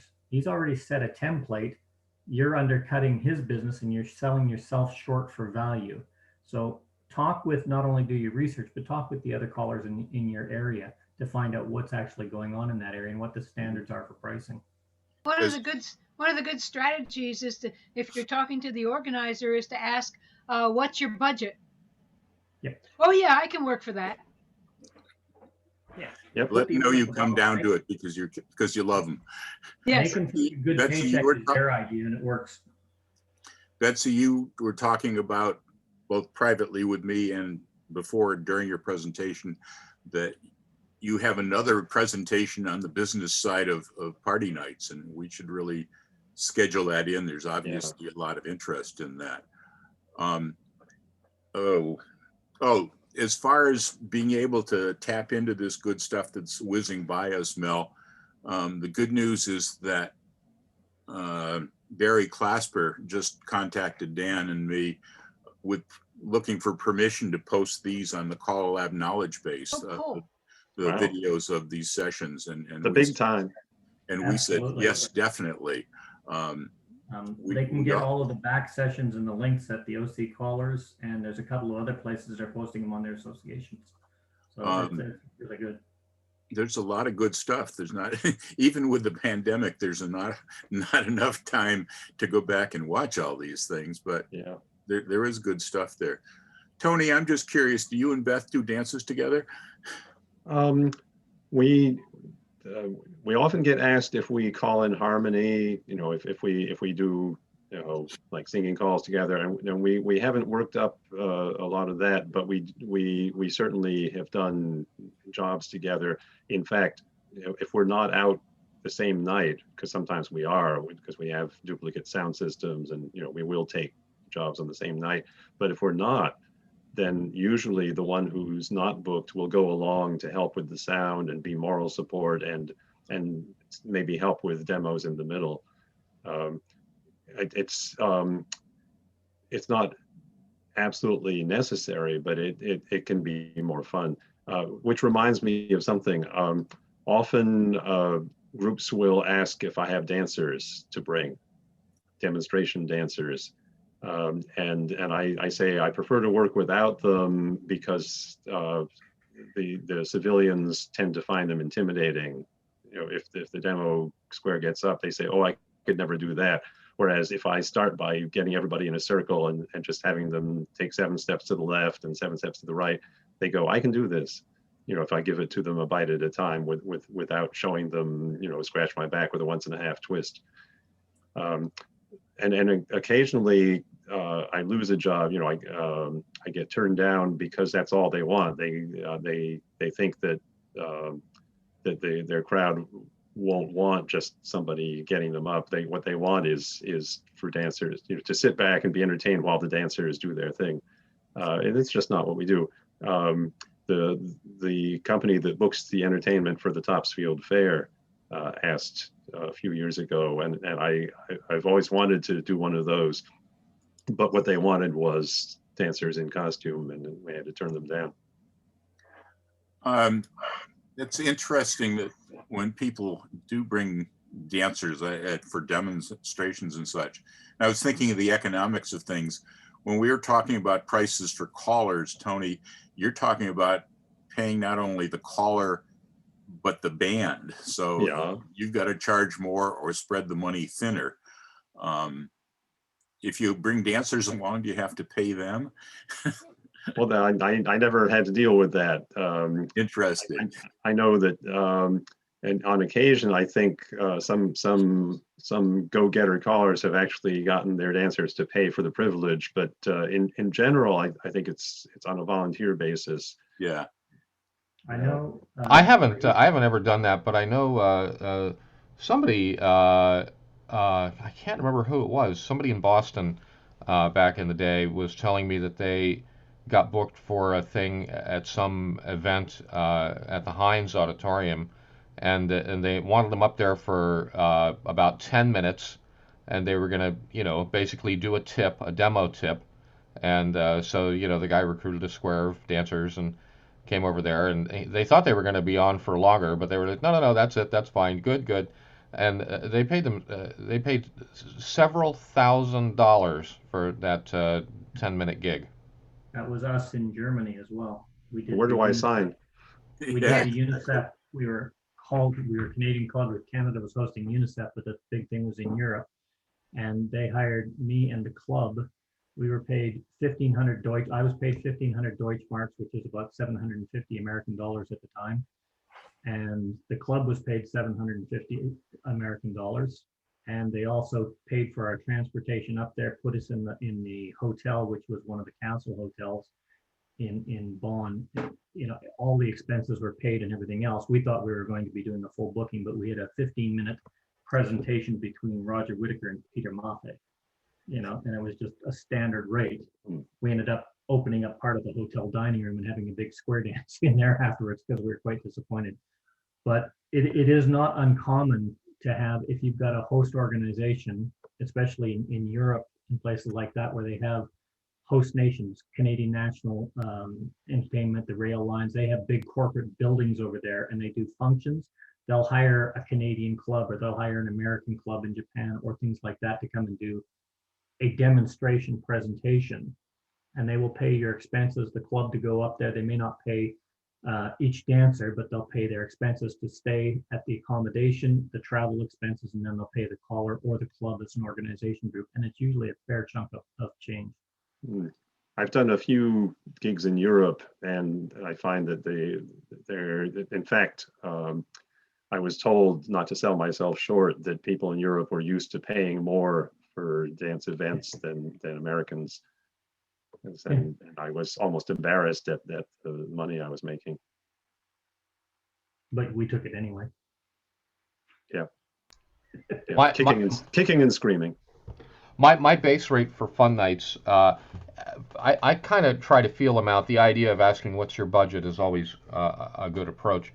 So my rates will vary, and there's sometimes I'll give people what I consider a substantial break, which is to say they're going to pay what they would pay if I were getting booked at a regular square dance. But that's a huge cut.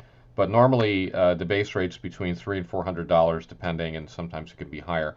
And another thing though is that happens is even on the the top flight gigs there, when I'm done with the thing, they'll be so happy that they come out and they'll say, oh, here's your check. Oh, and we wanted to give you a tip. And the tips are, $50, $100, $150. Yep. I mean, yep. It's the people are often, if they're really happy with what you did and whatever, sometimes those people are extremely generous. Very nice. Yep. DJs get very, very upset when that happens to you as well. Oh yes, I cried. It's terrible. No, but I mean DJs when they come up and my base rate is $200 plus travel expenses if I have to go more than 100 kilometers or 60 miles. So that's pretty straightforward, and that's for up to 2 hours. If it's over 2 hours, it's $300 plus expenses, and that works well. But I've been in the same position where they go, "We've hired you, we've hired them." They just wanted to keep going with me. It ended up being a 4-hour gig. I was charging $300. They ended up giving me $1,000, and you're going, what is going now? That was a rare occasion, but it was just the big event, and they were saying value for money.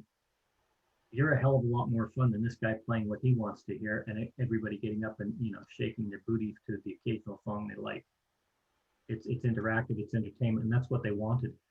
And we sell ourselves absolutely short. I think your idea about marketing, presentation, programming, and whatnot for party nights, I think that's an excellent idea for a topic.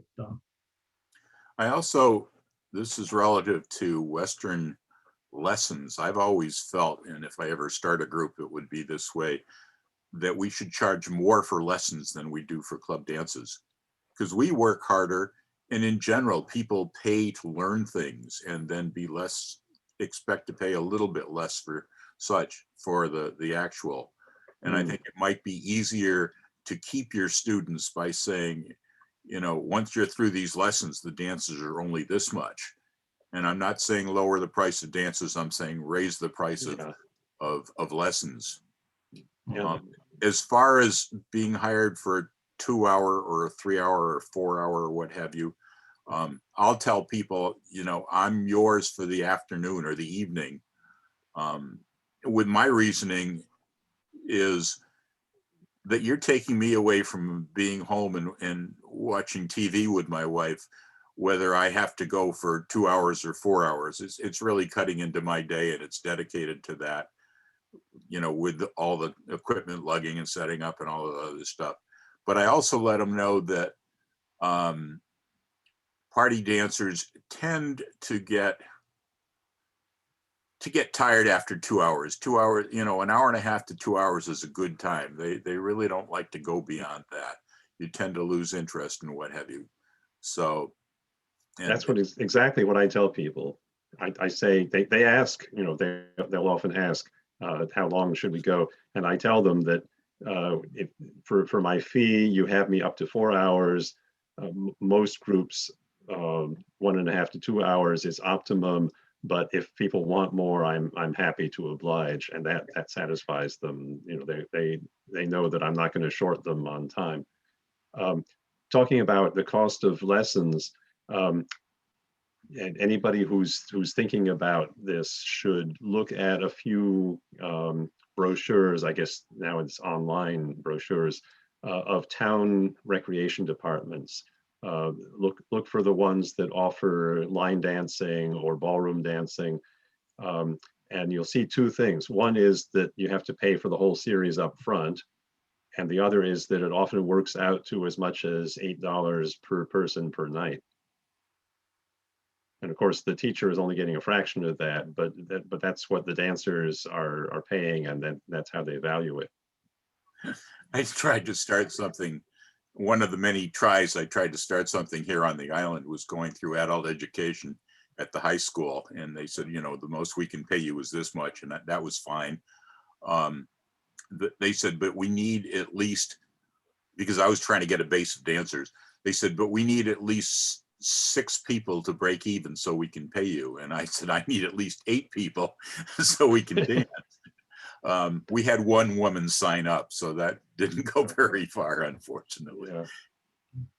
I found that looking at a comparative actually is where people start looking at value for money, because when they talk to square dancers, oh yeah, you can go and you can dance, a 2-hour dance, a 3-hour dance. It's roughly about $10 a couple per night.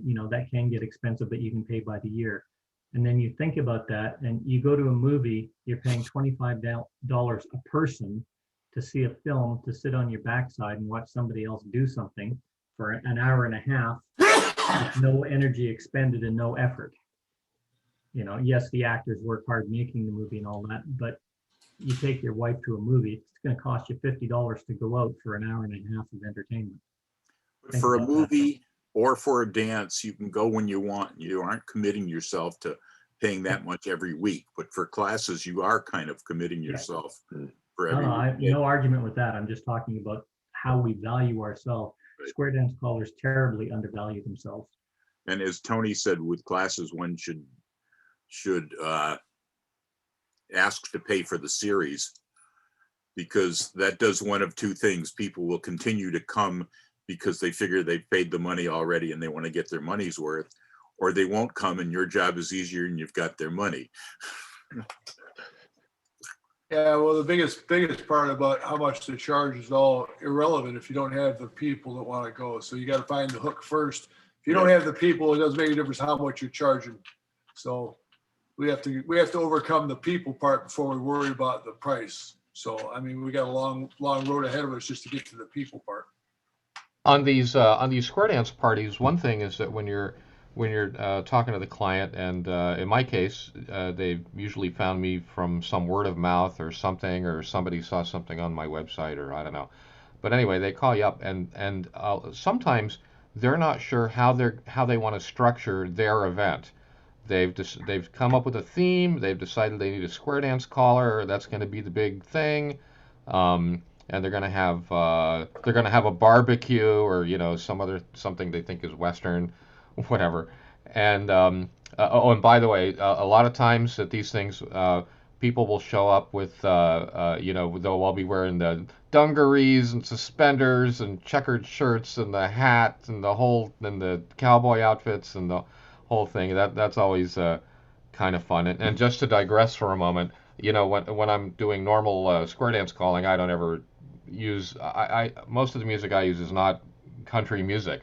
The selection of music I use is Great American Songbook type stuff, some country things, but I lean towards the jazz pop spectrum of music, and I certainly never put on. I have plenty of recordings, but I never put on the heavy thing with the fiddles and that's not my thing really.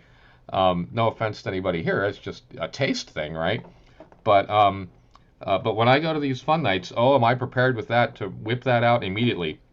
Because you put that on, and they come with their preconceived notion of what square dancing is, and they think it's some hayseed activity or whatever, and this will be a hoot.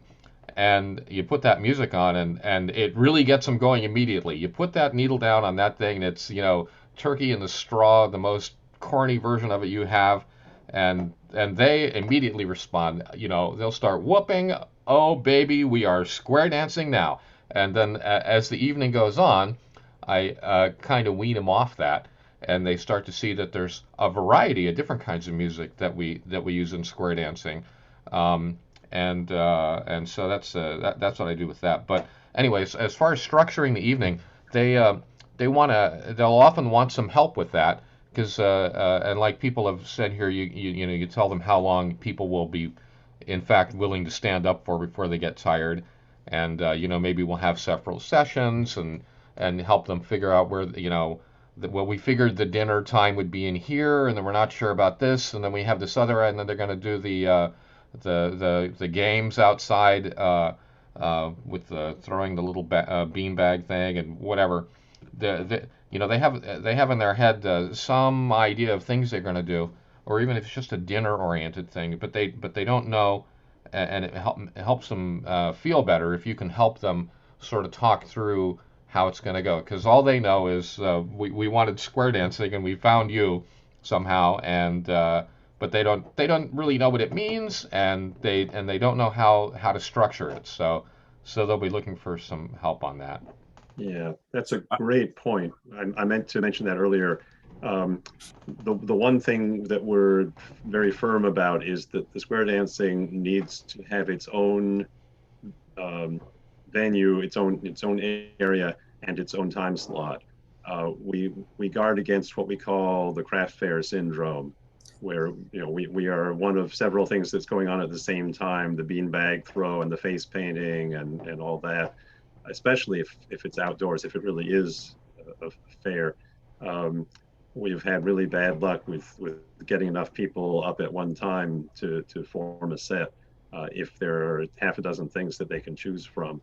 And even more so, we can't compete with food. Once or twice, we've been just about ordered to start the dancing at the same time as they open the buffet. Doesn't work. That wouldn't work because I'd be over at the buffet. Chris, I can picture this Western square dance party that you start putting on the music and everybody gets up off of the hay bales that are spread around the outside that they've been sitting on. I've been to these barns that are nicely decorated with hay bales and all that other stuff. Move the tractor out of the way. Oh, I've been in some amazing places. The one place I called a number of years was at this horse breeding farm, very fancy affair up on a large estate, and they had this huge, massive barn like I've never seen before, and it was a place for doing like indoor dressage or something, and but the bottom of the thing was clay. And there was another one that was like that, also in a big barn. And the thing is that they put down something on there that when the people start dancing, there's this dust cloud, and you could not see them. Yep. It's unbelievable. Been there, done that. Yeah, and of course I've been in all kinds of other indoor and outdoor situations. But another thing to watch out for is that sometimes they will. Here's one they'll do. Oh, we're gonna set the place up for you. We got the hay bales and everything, and we're gonna put straw all over the floor. You got to watch out for that. So you got to watch out for that kind of thing. They'll need a little guidance on what the space has to be like, and I'll be needing electricity and a table or maybe or that kind of thing. You got to make sure those things are going to be definitely be set up. Yeah, it's in our contract. I was gonna say that's all part of the preparation presentation. And Chris, I have a lot of stuff, but I may be calling you to help with the presentation. Things we learned the hard way. Now. I've got to steal the mic for a second and talk to Mel on the presentation coming up in 6 hours, 7 hours. I'll have to look and see what the current time zone changes are. I think it's 7 p.m. here. 4 hours? 9 a.m. my time. It's 5 a.m. now. Yeah. Okay. And I guess my main question is, how long before do people start getting on to sort of get to know people? I usually open the room up an hour early just for general social chat. We try and start the sessions on time. It's usually 40 minutes to 45 minutes for the presentation, and then the discussions range anywhere from 15 minutes if everybody's confused to. No, I'm not going to hang around for 5 hours. So.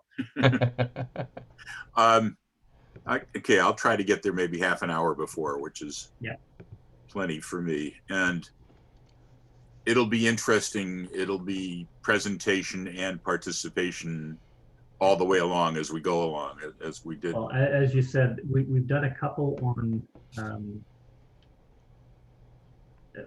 essentially we've done a couple on difficulty in sequences, identifying difficult movements. Betsy's done a couple presentations.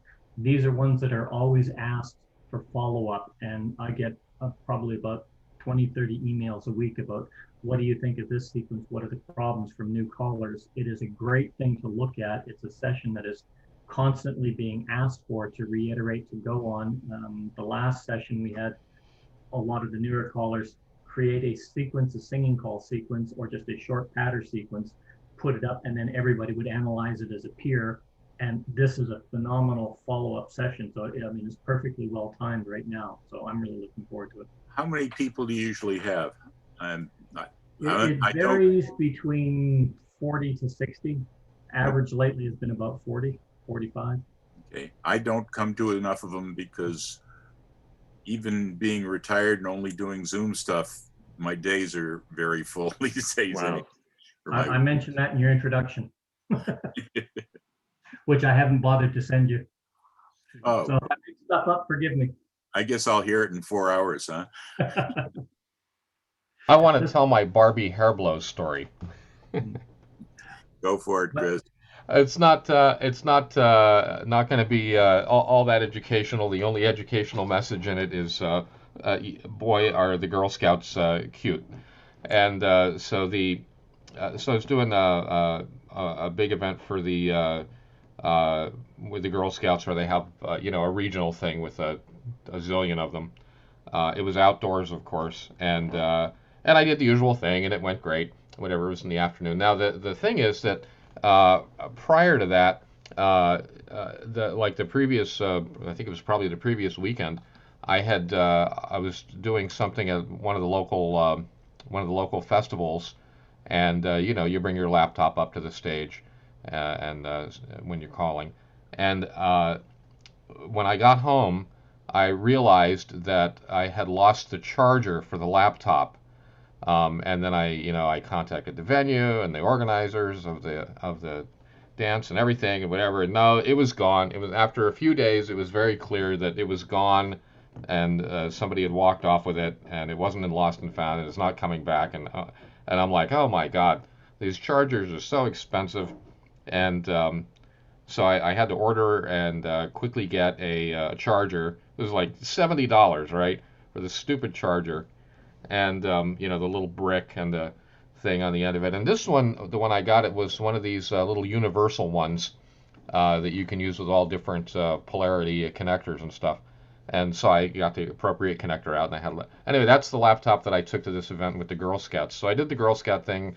It was in the afternoon. It was great.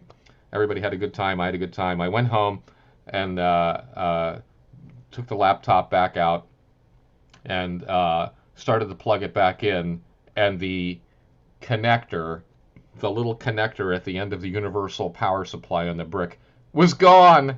And I'm like, oh my God, I lost the little connector. And I've been looking everywhere, and it's like, oh shit, I just bought this thing. And no, you can't buy just a little connector. It's going to be another $70 for this little piece of plastic. And I'm like, hitting myself in the head so hard, and trying to figure out what to do. And then I think to myself, well, obviously I lost it at this gig outdoors here, and it was outdoors, and I'll never see it again. And then I'm like, and it was a little drive. It was like an hour and a half drive to get there. But I'm sitting there and I'm thinking, well, I don't have anything to do today, and so maybe it's worth it to drive out there, because I like driving. And what are the odds of finding it out in this big field, at this campground? It's like, well, at least I'll have a nice drive. So I go out there, and the Girl Scouts are still there, because they're probably there all week or something, I guess. And I go to the place, the exact spot where I was calling, and I'm looking around on the ground, and then some little Girl Scout comes running over. And it's like, oh, it's Mr. Stacy, and some other ones come over and join her. Oh, Mr. Stacy, we had so much fun yesterday. That was so, and I'm thinking, oh, that's so sweet. And they're like, what are you doing? I'm like, well, I lost this little thing fell off of the computer, and I'm trying to find it. And one of them goes, oh yeah, I know where that is. Sally's got it. I'm like, what? And they're like, oh yeah, we found it after you left. And they like, let's go over there and get it. And so we go over there, and on the way hiking through this campground, and they're leading me down there, and they're like, oh yeah, she found it on the ground. She's using it as a hair dryer for Barbie, because it was this little L-shaped thing, and this little connector, and they gave it back to me, and I'm looking at it, I'm like, God, it does look exactly like a little hair dryer for Barbie. So when I got home, I renamed that particular laptop. His computer name wound up being Barbie Hair Blow, and so people would. But multi-purpose items are really handy to have. Yeah. Speaking of equipment, just a quick thing, but I was fairly late to switch over to MP3s from 45 RPM records, and especially at party nights, the number of younger people that would come over and look at this gadget that you put these flat discs on with a hole in the middle and it spun around, and they were fascinated by turntables. They had no idea what they were. I was doing a 1950s DJ party for a YMCA group one time, and I had the similar experience of some of the girls coming over, and they're like, "What is it?" It's like some new kind of CDs. Right. We've been going for a long time, and I'm going to have to bow out. Another number of other people do, but before I do, I want to say hi to Bob Elling, who just joined us. Welcome aboard. Watch the video and see what you missed. Got up late. Lunchtime. Yeah, I just woke up. Dan did say that he was had to leave and was going to leave me in charge, but I really have to go too. So this, I don't know, it'll probably go on until the last person signs out. But thanks again to Betsy, who's not here, and to Dan, and to you guys for hanging in. And thanks, Don. Conversation. Thanks, Tony, for coming in and adding perspective from your side of the parties, etc. It's one of the few topics I know something about on square dancing. Well, that's why you should join the rest to learn other topics, right? Take care, guys. Great session. Bye. Bye. Thank you. Bye. Thanks, Betsy. That was a great presentation. I got some more ideas there too. I think she just left. Oh. Just to let you know, Chris. Yeah. You timed it perfect, Bob. Right at the edge. Although we could start a new conversation. Okay, as soon as we log out, we will. I've promised Charlene that I was going to do things, so I'm going to stop recording now. But if y'all want to keep talking, I'll just leave the computer open. Okay.